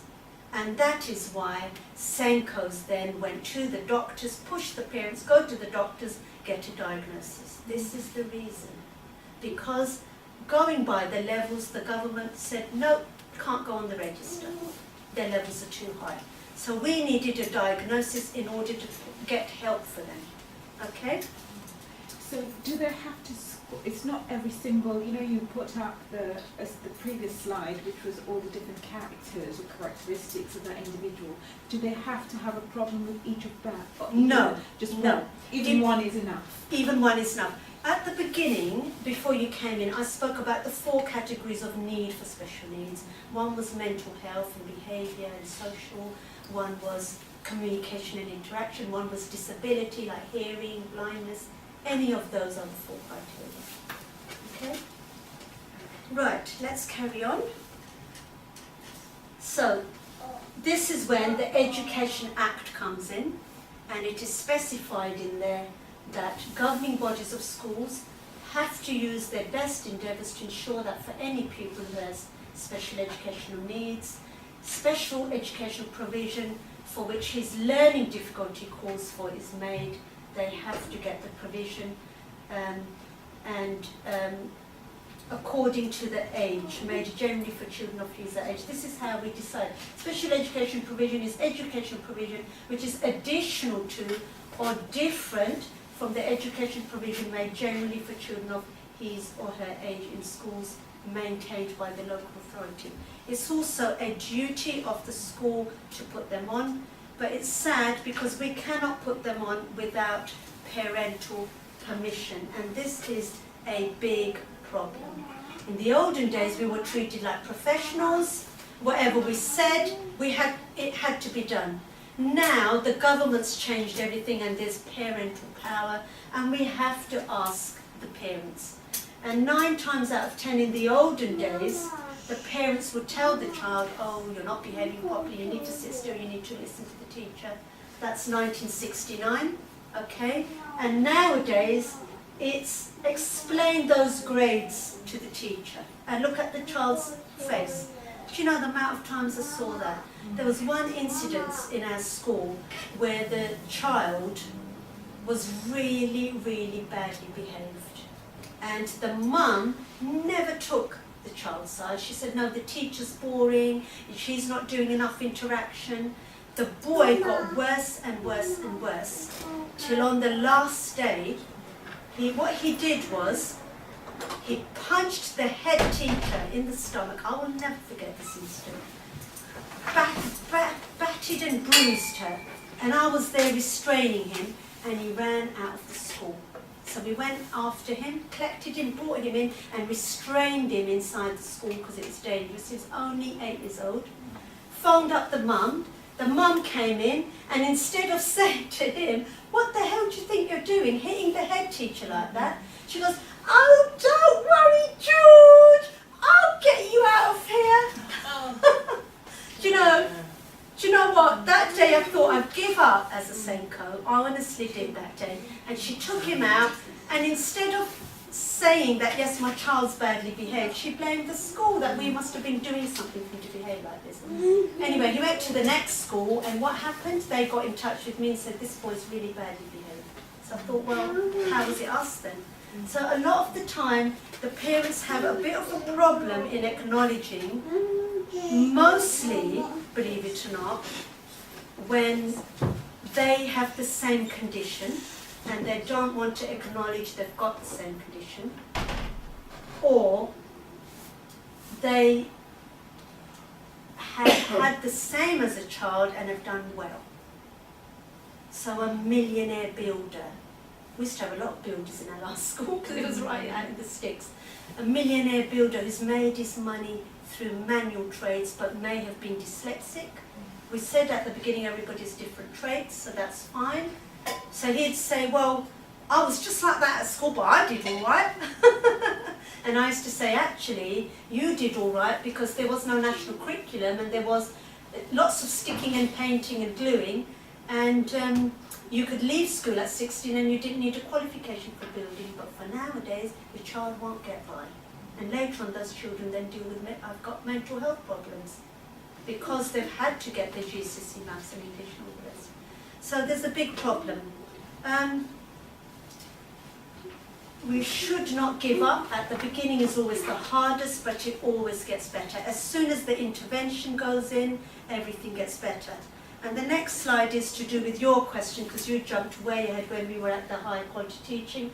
Yes, if we find as SENCOs that we feel somebody's autistic or something, the first thing, even before doing a test, we have to ask parents. They say, look, we think your child's autistic, can we do a test on them? And then if they give us the go-ahead, then we will go ahead. And these are school-based assessments. I was really privileged, well, the parents were very privileged in my school, because I had all the doctor's assessments as well. I was family friends with the paediatrician, the local paediatrician, and she would give me all the official diagnosis tick lists.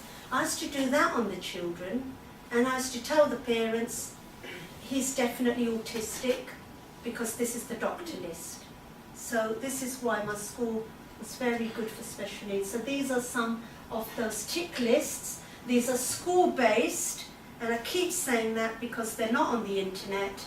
And if a mother comes and says, I've done this test at home, he's dyslexic, I would say, no, sorry, that's internet-based, okay? The doctors don't want internet-based tests, they want school-based tests. And then this is the doctor-based tests that come afterwards, which are very specific and will then give the diagnosis. The other thing that the doctors will not look at is tests which are private.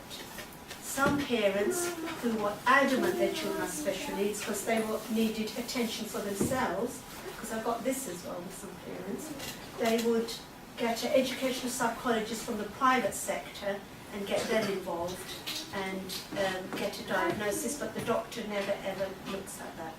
In fact, the doctor would normally ring me up. The doctors who have got good relationship with SENCOs will ring up the SENCO and say, what do you think? Because we know the child better, we see them every day, whereas they only see them for a couple of hours. They can't do it. Does the school need parents' permission to do that test? Yes. Do you remember the slide I showed you earlier with the 2 different parents? That was to do with this. You have to get permission nowadays, because we don't have power anymore as teachers. It's all parent power. I find that odd because I know my daughter's been taken out of class to do some group work. That's different. You don't need permission for that. Okay. That's, you know, the part of the literacy numeracy, Yes. and I said at the bottom if they So can't she's not access that. assessed. They No, don't- okay. no. They cannot assess your daughter without them asking you Right. first. Okay? So, once you've got permission, you've done all your tick lists, you think, oh my God, it's special needs. You tell the parents, and you go on to wave 2. Now we are on wave 2 in order. Additional needs. These are additional programs or planned support designed to accelerate learning. Okay? And a lot of the time you would get outside agencies involved to help you with the extra interventions. Any child who goes on the register has to have a profile, an individual education plan. Again, the government has changed all this, and it made me ill. It made all SENCOs ill when this came out. Instead of us making the plan for the child makes his own plan. The child who has special needs. You ask them, what do you like? What don't you like? And a child who has special needs themselves, do you think they know that? Yes, I like eating sweets, or yes, I like playing PlayStations and Xbox games. Ridiculous. So these are some ideas on what they might say, and we, clever SENCOs, then changed it and put our own plans in place. So this boy says, we actually incorporated the teachers in his plan. So Tommy can be kind and polite. Mrs. Diddy thinks Tommy has very good climbing skills. Mrs. Simmons says that Tommy is a very kind boy. Mummy and Daddy think that Tommy is very loving and caring. They say that Tommy is funny and intelligent and full of energy. They also think that Tommy is fun to be around. And then they did that bit. What makes Tommy happy? He was asked this question. He showed me a happy smiley face. So he likes it basically when someone else smiles at him. Tommy enjoys computers both in and out of school. Within school they are used as a reward. Tommy said computers. Tommy is best supported at school by having the support of a one-to-one and routine visual and praise. This is something he said how he wants to be supported.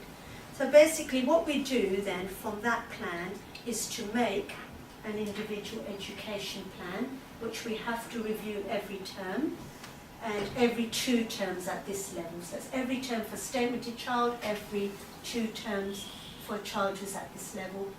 And the parents are involved, so they have to sign up an agreement. I will help Tom with his targets at home. Thank you for your help, Smith. Okay? The child views, I will try to finish my work, and then he writes Tom. And then the targets are all to do with what he wants to do. So his targets are to follow instructions independently, to be able to follow instructions given by an adult is his short-term target, to listen and look at the teacher speaking and to ask if he does not understand, to break down instructions into small steps using visual cards. This is the bit that when he said he likes the visuals. So all these targets and strategies, especially the red strategies, are to do with what he wants to do. So can you see that one is to come into school towards the end of lunchtime for some calm down period on the computer, because he likes the computers. So it does work because the child wants to do it. And this is a working document, basically, which has to be reviewed. And if they do not make progress on that target, then you lower the targets down, make them smaller. If they still not make progress, you put them to the higher stage, which I showed you special needs earlier, on that big pyramid. Okay, so these are some of the things that we would do at this level. This is the outside agencies coming in. We would do socially speaking games with the children, possibly a couple of them all at that stage. And due to the higher needs, additional interventions have to be taken into consideration to help them. So this is fun games to help them with their social skills. We can have things like programs. This is a socially speaking program that we did with lots of special needs children, possibly with an older child as a buddy to help engage them in. Each and every program we did always had ways of reviewing the program as well. So this is the social skills program, to realise that being different is unique and special. Play the social skills board game, and you would write on it either a 0 if they did not achieve their target, a 1 if they nearly achieved, or a 2 if they achieved. So basically this is how we would evaluate, I would evaluate their progress. Every half term I would collect up all these sheets from the learning support assistants and then decide, do they need to stay on the program? Do they need to come off? Do we need to try different strategies? A lot of the time, I would say after a year, the children would come off the program. They would make progress in a small group, definitely, which is why private schools do so well, because there's a small amount of children in there. Lego therapy is another thing we gave children at this stage of the register. This is something very, very latest, and they use this in interview skills. So this is communication. One person is the supplier, one person is the builder. Do you have that in your school? So you're nodding your head. No, You've heard that, yeah. You have to describe the brick. So this involves speech. It's a white brick, it's got 6 holes on it, it's got one pointy end. The other child then picks it up, and the third child then tells him where to put it. So it's giving instructions. Very, very interesting program. You know, all the motor skills I talked to you about earlier, the big developmental motor skills we were talking about, those are all developed again. You re-put those children back in those positions and make them crawl again, in and out of tunnels. Really interesting. Excellent program this was. Developmental dyspraxia, Madeline Portwood program. Who's heard of Gym Trail? Gym Trail runs in most schools, and what that does is it puts you through the motions of left, right, to rebuild those connections in your brain so you can access the left and the right brain, which is what I showed you right at the beginning, which is what's needed to access the whole curriculum, not just the literacy, the numeracy part, or the artistic part. And at a young age, yes, it can happen. When they're older, it's too late once they hit puberty. Left, right, and some outdoor things like riding a bike again. How many children can't ride a bike nowadays? You put them through the left-right motion of riding a bike. Both. You put your left arm out and your left... I'm doing that hokey-cokey song. You put your left arm out and your right leg back. That's the motion with a bike, isn't it? That's difficult for special needs children, because you have to put one forward and then opposite back.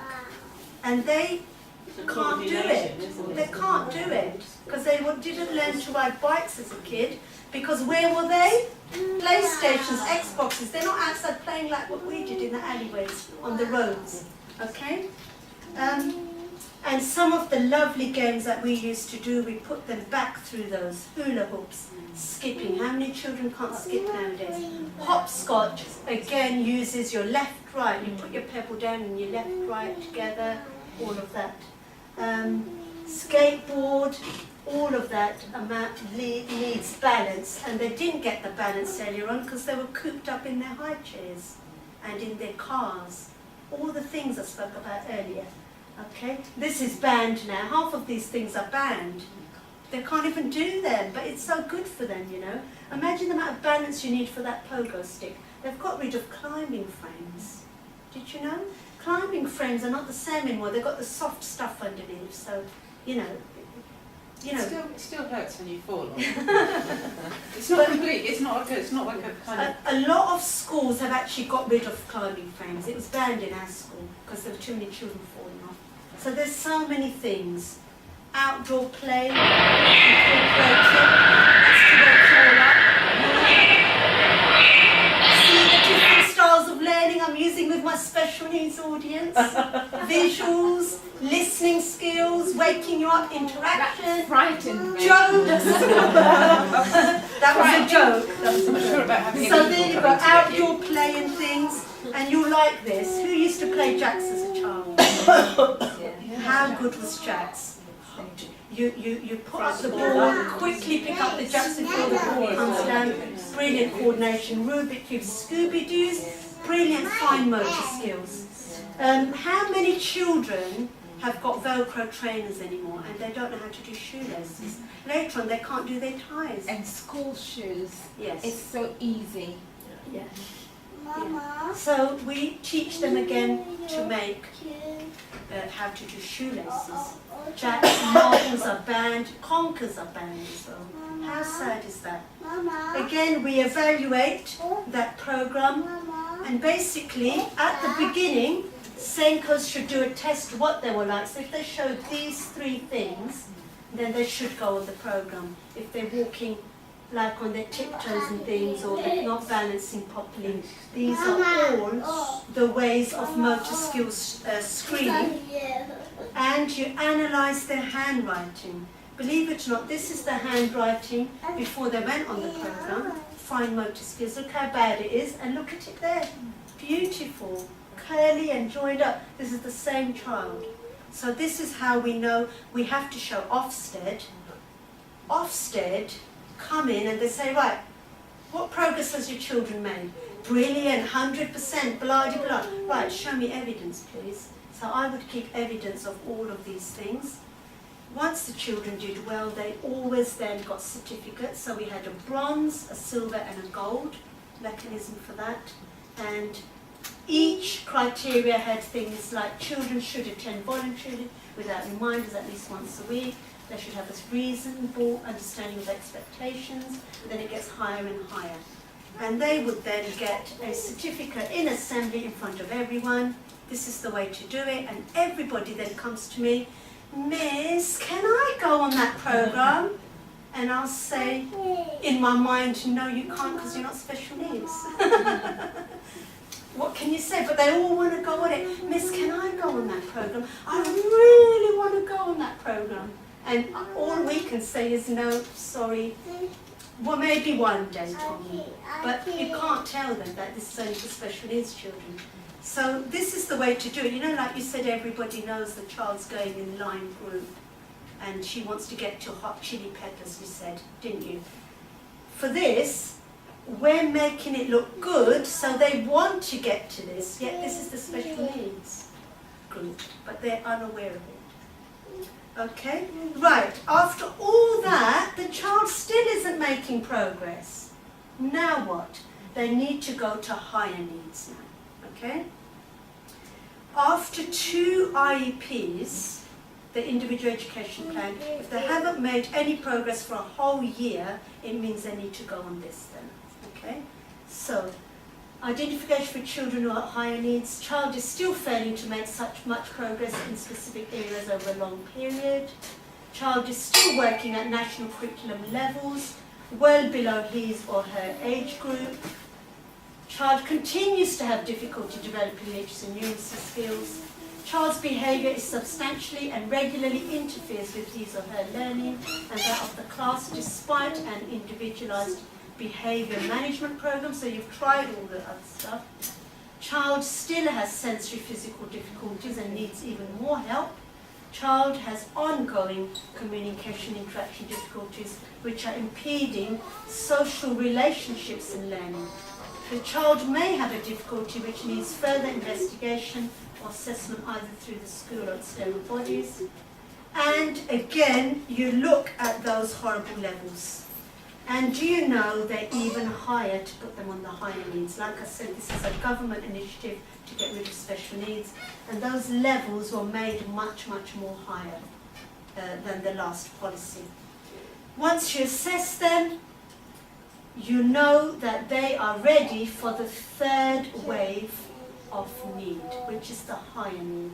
This is additionally highly personalised interventions. So the other interventions were in a group, weren't they? This time it's one-to-one, which should have a bigger impact on the child. Okay, and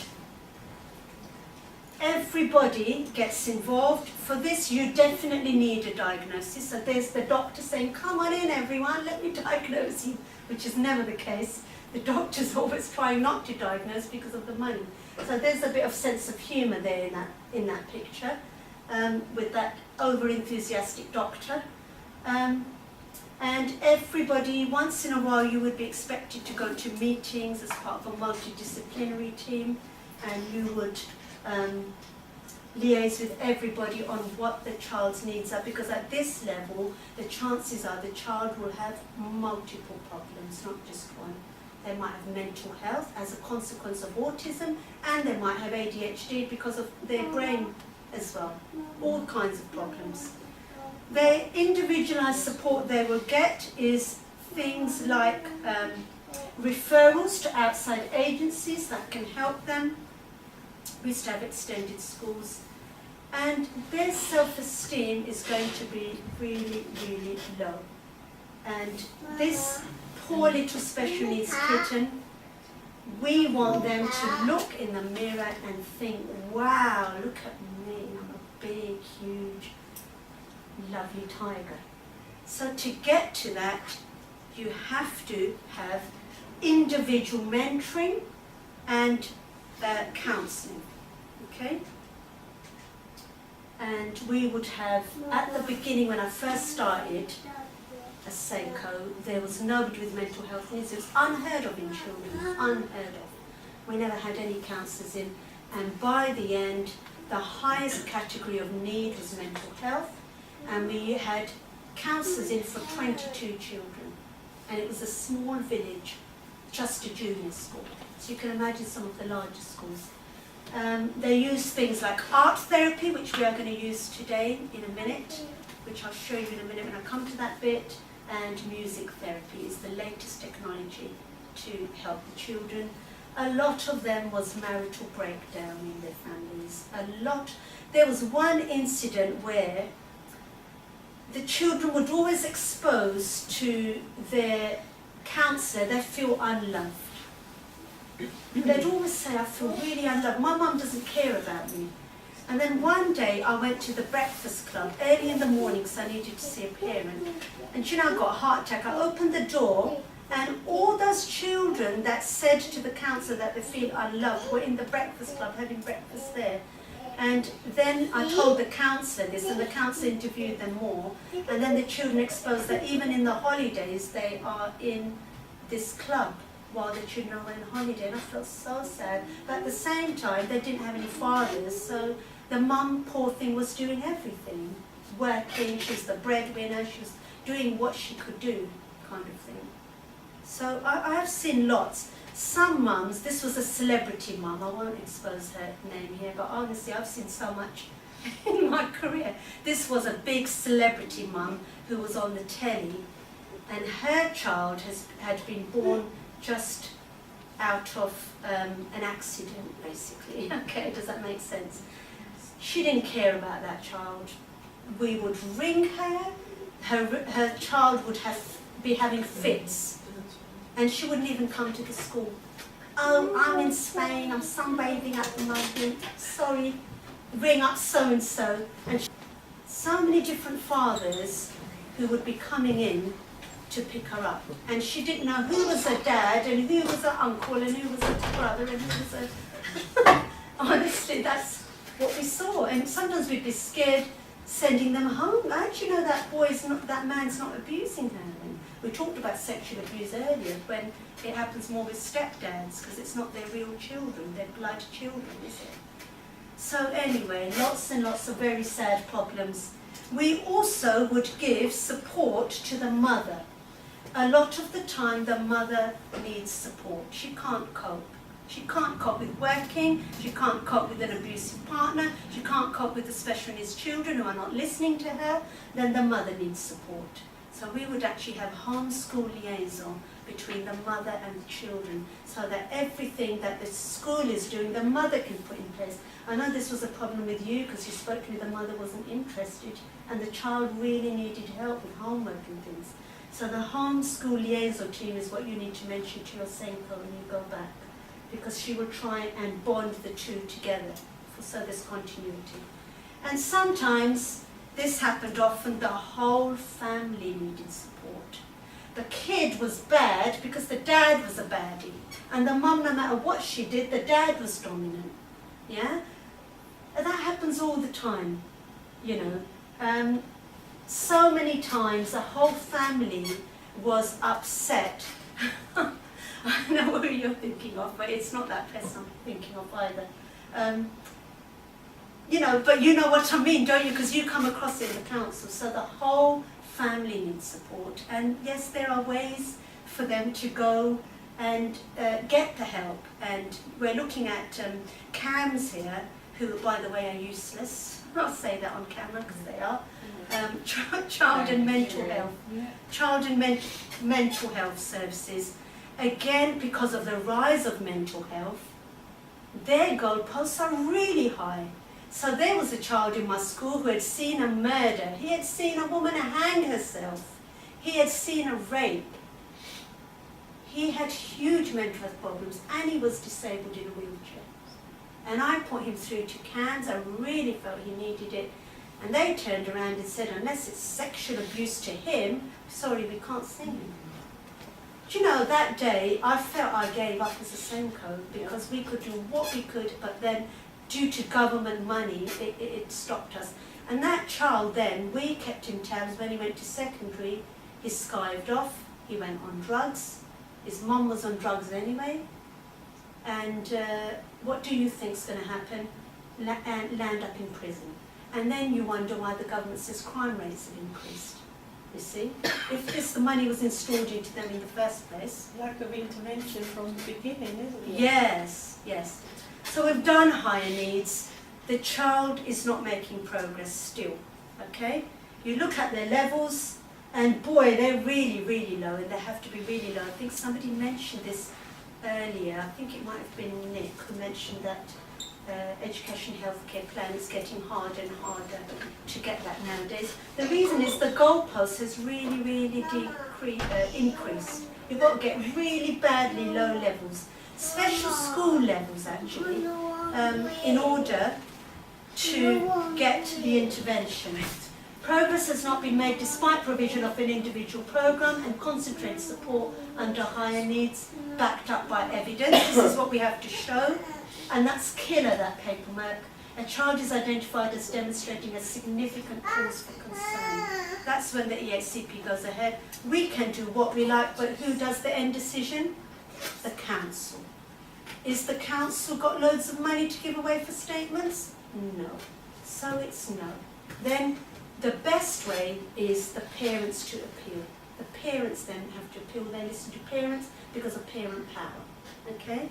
The money, where does the money go, do you think, for the EHCP? What was I talking about earlier, that we don't run nothings nowadays? Who gets the money? The parents get the money. There they are, grabbing all the money.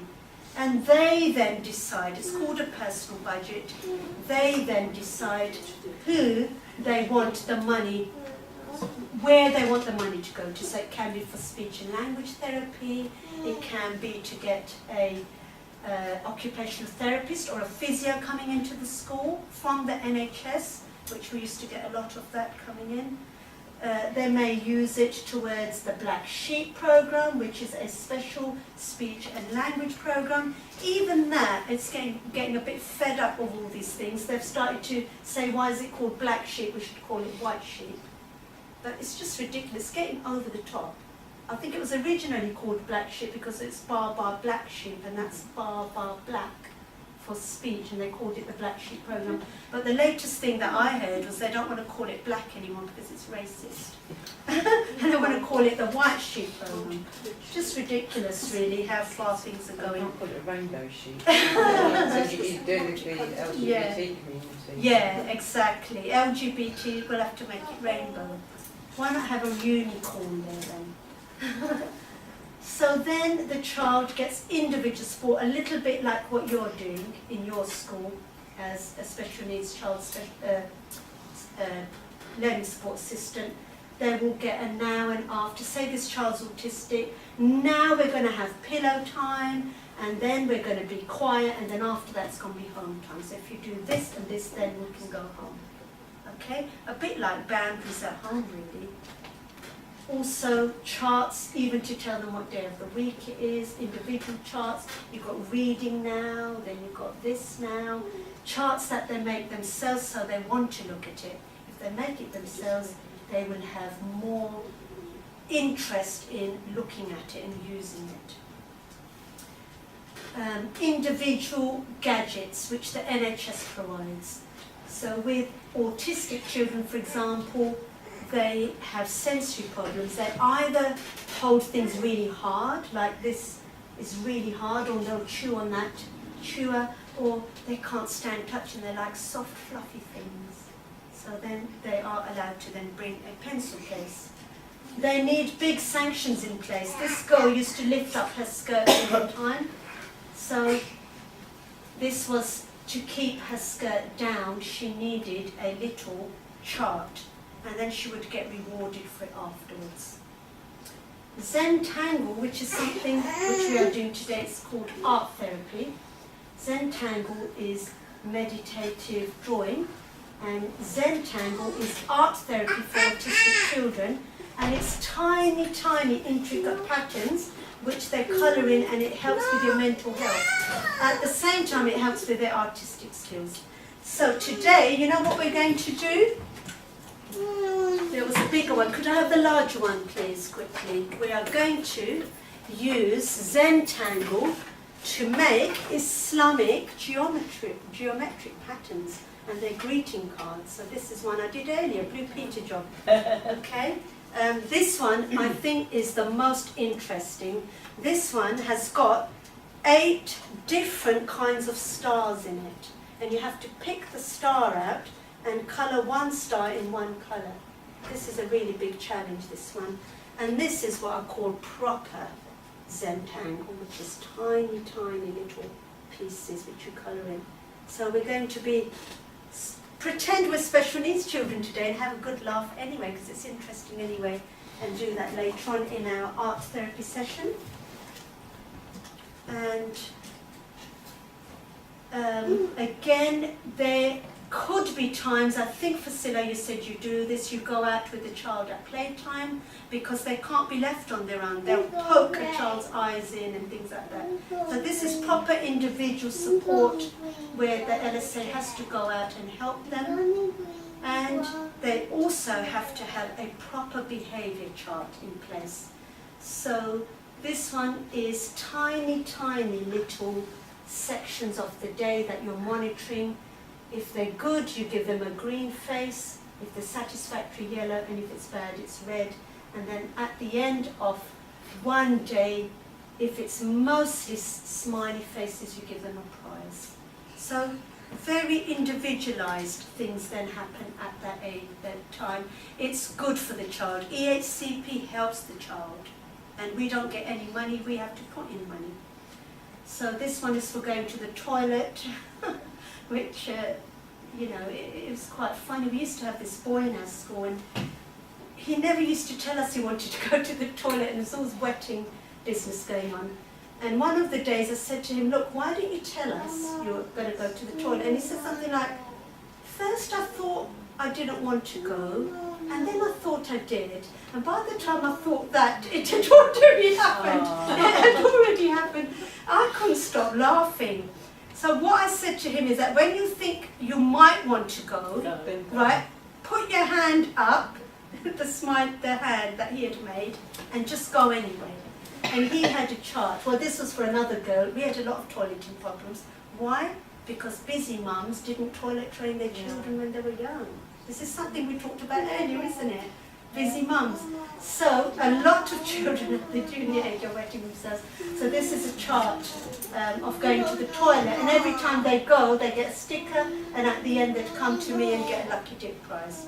And what's what then? When they don't need to, just to get the lucky tip prize. And then this is an ADHD child. We put them right near the front where you've got your eyes on them all the time. They've got a special workstation all on their own, so they can't distract the other children. There we go, right at the front. The other thing is, this is a tangle, and with ADHD children, they need something to fiddle with. So the NHS would give these so that they can fiddle with their things. These are reward tokens as well for any good behaviour. When you are statemented, you do get extra time in tests, which is a really good thing. You cannot get that unless a child is statemented. So extra time in SATs, then you can apply for. And the individual difficulties, if you want more guidance on, because I touched on quite a few there, all the things that you can do. SENCOs, anybody can access this. It's called the Essex Provision Guidance Toolkit, and every borough has this. This is the Essex County Council one. And all these different categories of need, you look in it and see what does the SENCO, not the SENCO, the teachers need to do. So this is in a way to reduce SENCO's duties and to reduce the outside agencies that are coming in. Every child who has a statement or EHCP, they will have an annual review where all the agencies involved will get together and we will go through all the annual targets. Did this child meet this need? Did he meet this need? What else do we need to do now? What's next? And I loved doing those. That's I really used to enjoy them, actually, doing those annual reviews. Each school now has to tell parents what is on offer in that school for special educational needs. So each school will have a school's offer, which is on their homepage. Any school, I'm sure your school must have a school offer, which tells you word for word what is in that school available, so that children's parents can pick the right school. This is going back to my history earlier on. It changed in the 90s when more parent power increased, and we talked about league tables being published. And this is why all this started, all this special need inclusion started, to make the parents happy, which is a good thing. Every child is gifted. After all of that, did you know that they just unwrap their packages at different times, and usually on an EHCP, yes, they make progress, and for that day would be the happiest day for me when I found he's normal now. So,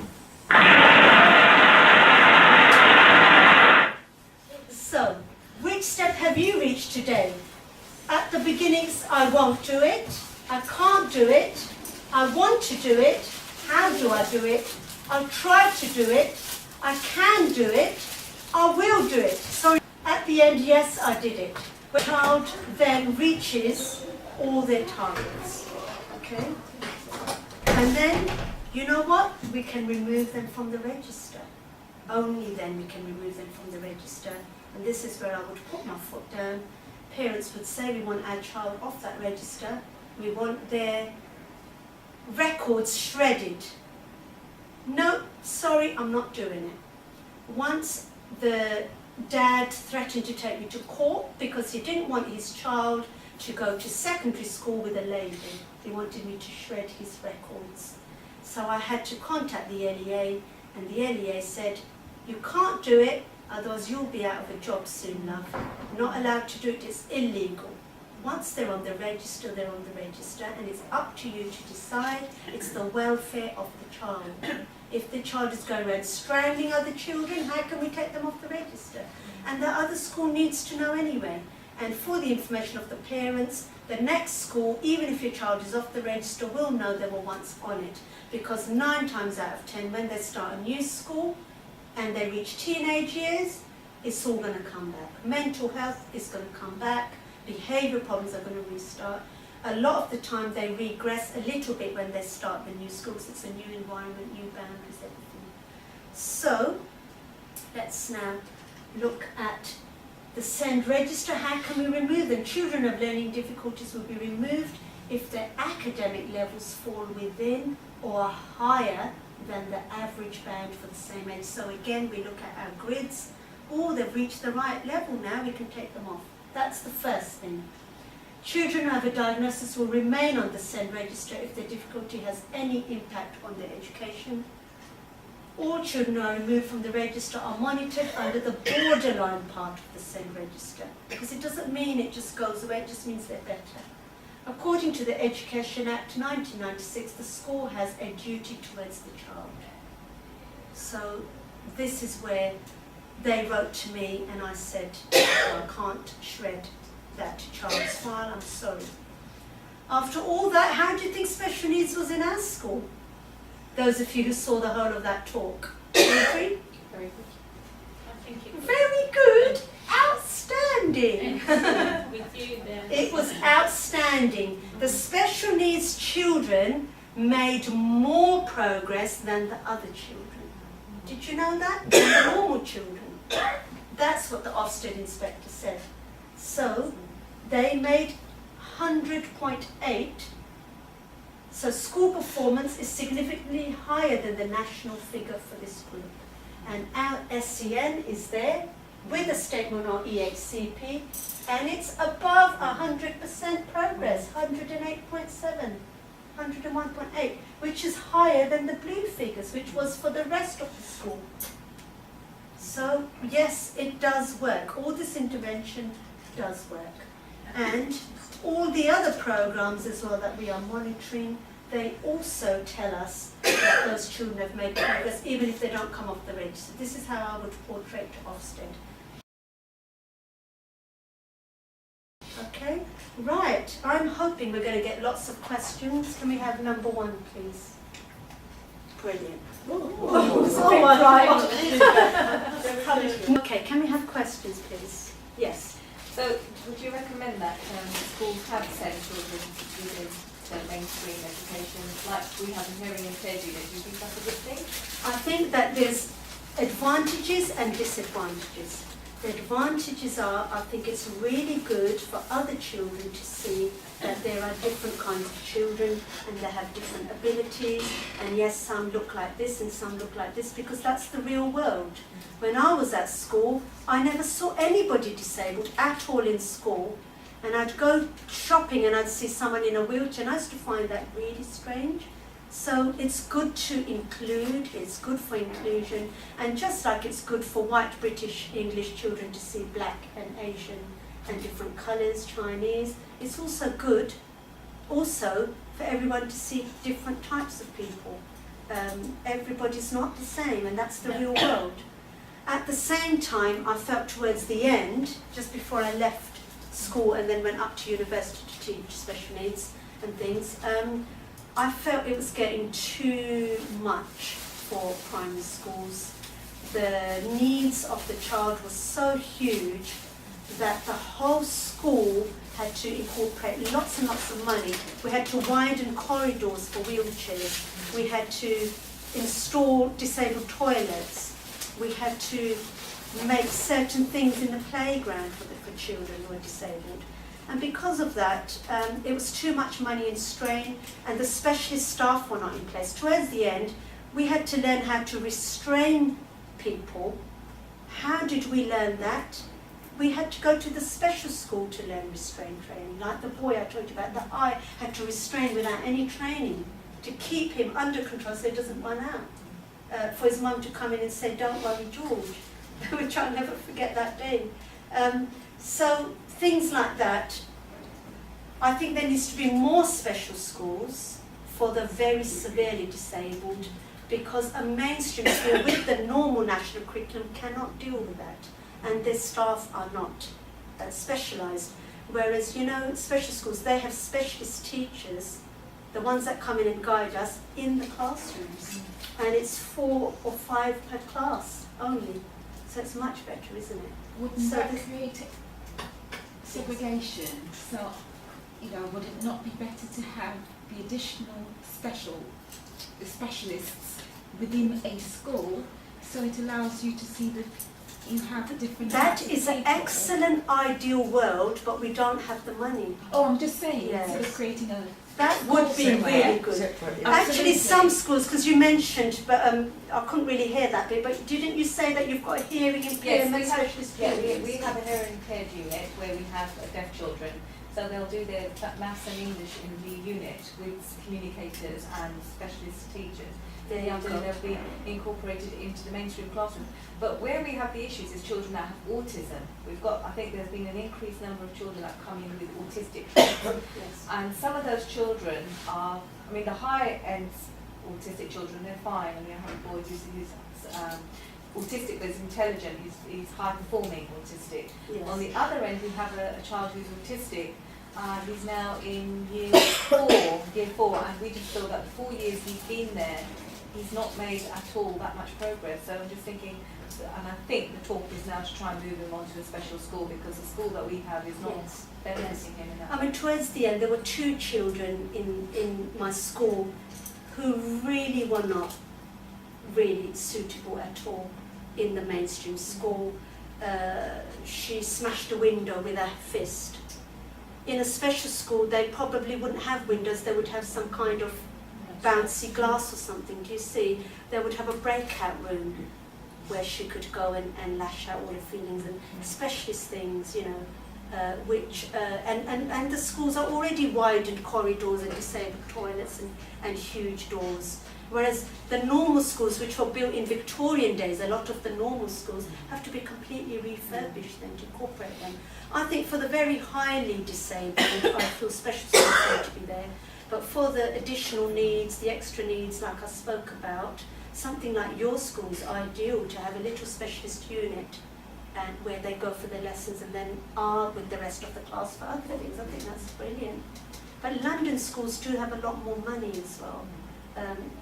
I don't think you would get that around here, but her school is a London school and they have a little bit more money, especially the poverty zones.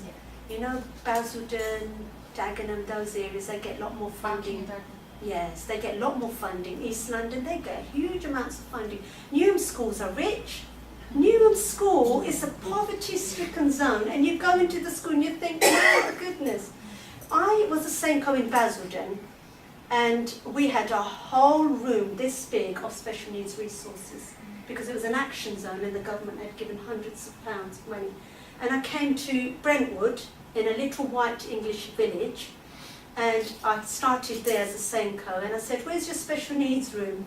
And the head teacher said, "Special needs room? Our special needs is on that shelf over there." And that was the special needs resources, was just that shelf. I couldn't believe it. This is a rich area with millionaire houses. How comes the resources is that? And I'll tell you another thing which will shock you. People think in rich areas there's no special needs, okay? And in poverty areas you get more special needs. Load of rubbish.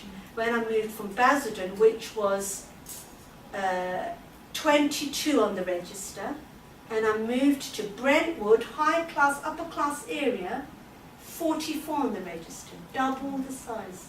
and more problems, and the stuck-upness to go with it. No, we're millionaires. We've got villas in Spain. Our child can't be special needs. Whereas in Basildon, oh yes, whatever you say, you're more educated than me. Whatever you say, I'll do that. Big, huge difference. Right, Audrey, sorry, I'm getting a bit over. No, it's okay. I just wanted to share something because mental health special needs is very close to my heart. I run a little print shop over in Brentwood, but we're there to support people who have mental illness to get the confidence to go to work or to further education. It started out very much as a place for people who were in recovery from mostly anxiety, depression. We've had a few people with schizophrenia, but more and more we're getting young people with autism, on the autism spectrum, but also mental health with such complex needs around it. And in some cases we feel we can only go so far with this young person. And a lot of the things you were talking about, creating the problems we see in the young people that we have with us now, who struggle to hold down a job, would struggle to even access employment in the first place because there's such low self-worth. And a lot of that has come from the inability to communicate properly. So it's all about social media and the bullying, and then they seem to have this friendship with the parent. The parent is acceding to all the young person's requests, and this young person is vulnerable and is not really able to make their own decisions, and yet the parent is agreeing to what this young person, 20, wants. And there's suicidal thoughts, and there's lots of problems there. And we also, but then on the other side of it, which is refreshing really, to hear what you say about autism and how people can improve. We've got people with autism who everybody thought were lost. Okay, they've gone through the education system, they'd had a statement, and then they come out of the education system and then they're lost. They don't go into employment because nobody understands. And we take time with people, and we've got a young man with us. He's got autism. He never made eye contact when he first came. He never spoke. He just made grunts. We discovered he had great skills in design on the computer. So we allowed him to develop that. And then by accident, we discovered that he had great empathy with someone else who was like himself. And we trained him, and now he is a mentor, and he trains other people that come into the shop. Initially it was people with impairments, like maybe speech impairment, things like that he could relate to. But now he's mentoring people with mental health problems as well. That's so lovely. And I think to it's hear, just, isn't it? you know, people just need to be in an environment where people will allow someone to grow and unwrap the package. Yes, of course. Like I said in that. Just like you said, and it just rang a bell. You know, I thought, yes, that's exactly what people need to do. Allow people to let them unwrap their own package when they feel safe and they feel that they can actually grow.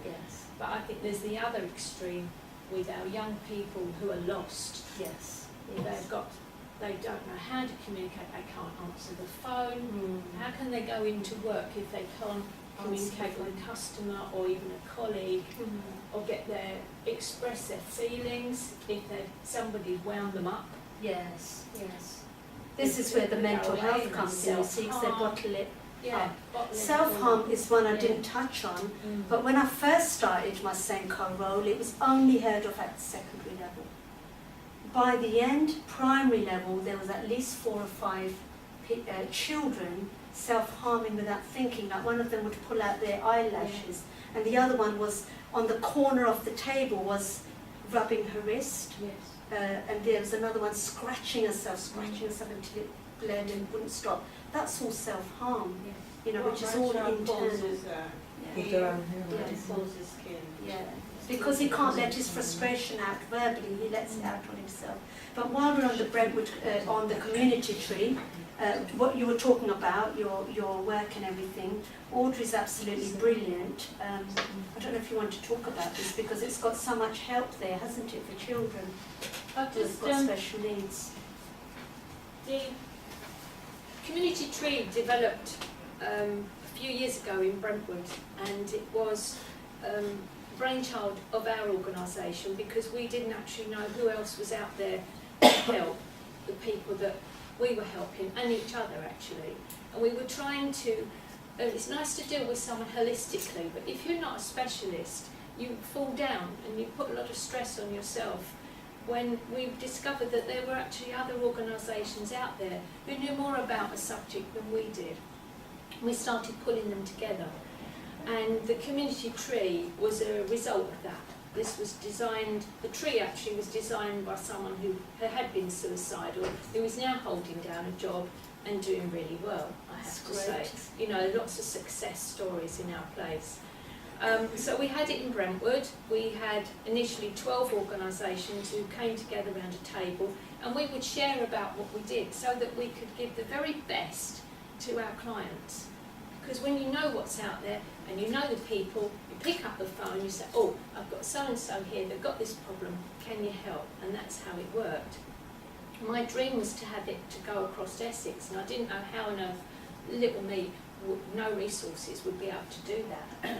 And 18 months ago, I got a very small amount of money from Health Watch Essex to try and do that.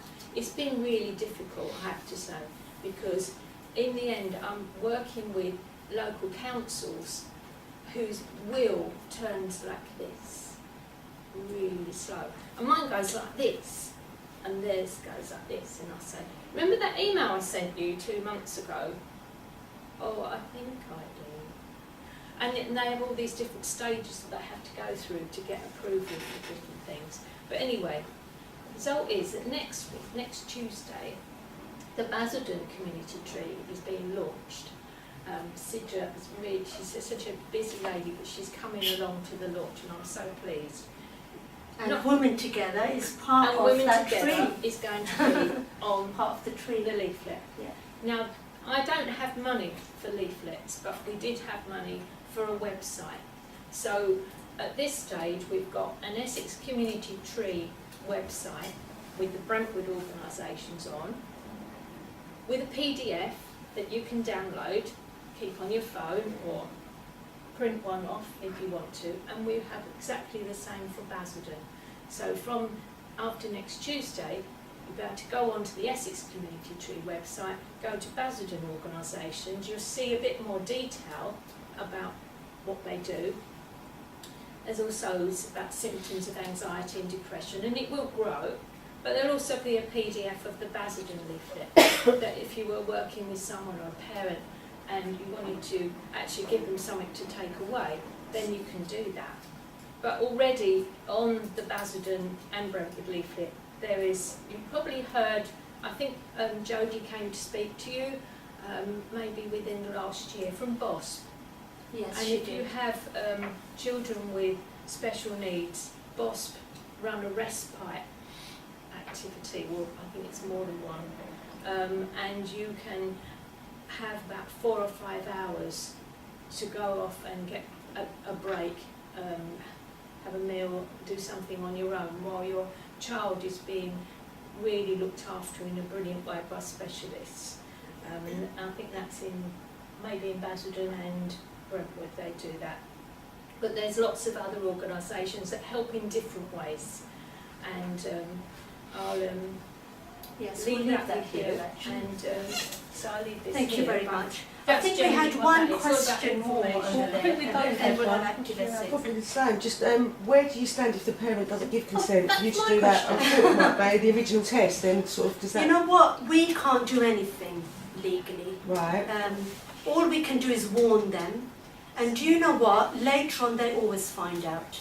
They So- always find out later on, even if it's we had one lady, she never acknowledged there was a problem with her boy, and he had to get to secondary school where they had to tell her the same, and she came back, asked for me in the window, and I came out and she goes, I just wanted to tell you, Mrs. Naeem, that you were right. Does it not become a safeguarding issue? At some point, does it not become a safeguarding and overruled? You know what, there's a big problem, because safeguarding then the people, the social services, first of all, they have to have parental consent anyway to do anything nowadays. And once the child, this is a really big one, once the child gets to secondary school, it's up to them. It's all pupil power. So if they don't want to see the counsellor, they don't have to see the counsellor, because it's got to come from them, they want to.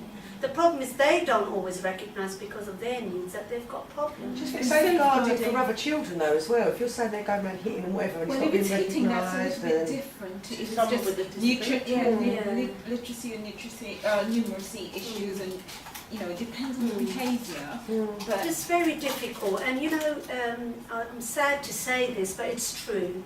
Even head teachers nowadays, they don't go over the top against what the parents want, because there's all this thing about Ofsted, and before Ofsted there's this online form, isn't there, where you have to write what you think of the head teacher, and if there's a certain number of marks against your name, because you know you had a heads up with the parent, that's the end of you basically in an Ofsted.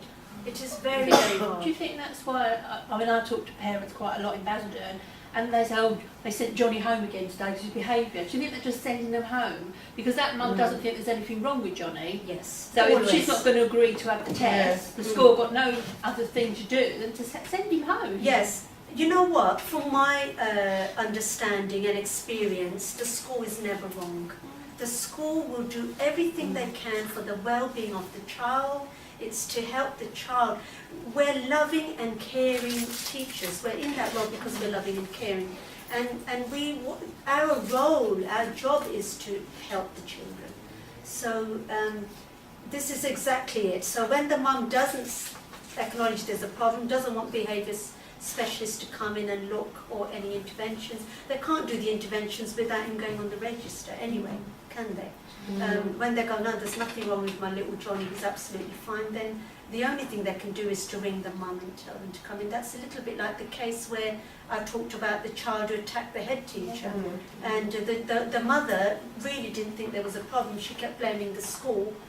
So we called the mum in and said, come and get your little boy, because we can't deal with him, and we couldn't deal with him. Disrupts the whole class as well, Yeah. doesn't it, sometimes? Disrupts the whole class. They The it's school. like The whole big school, talk, yeah, the whole yeah. school knows. Yeah, as a knock-on effect, isn't it? The head teacher had to call the governor in and said, here, come and take photos of my stomach, because that dad then threatened to take us to court, and I was called in on my day off to take photos of my red hands while I had restrained him near the door, because we had to cover ourselves. This is what happened. This is why we had to restrain him, because he was going to run on the main road, and we had to keep him in school. He was 8 years old.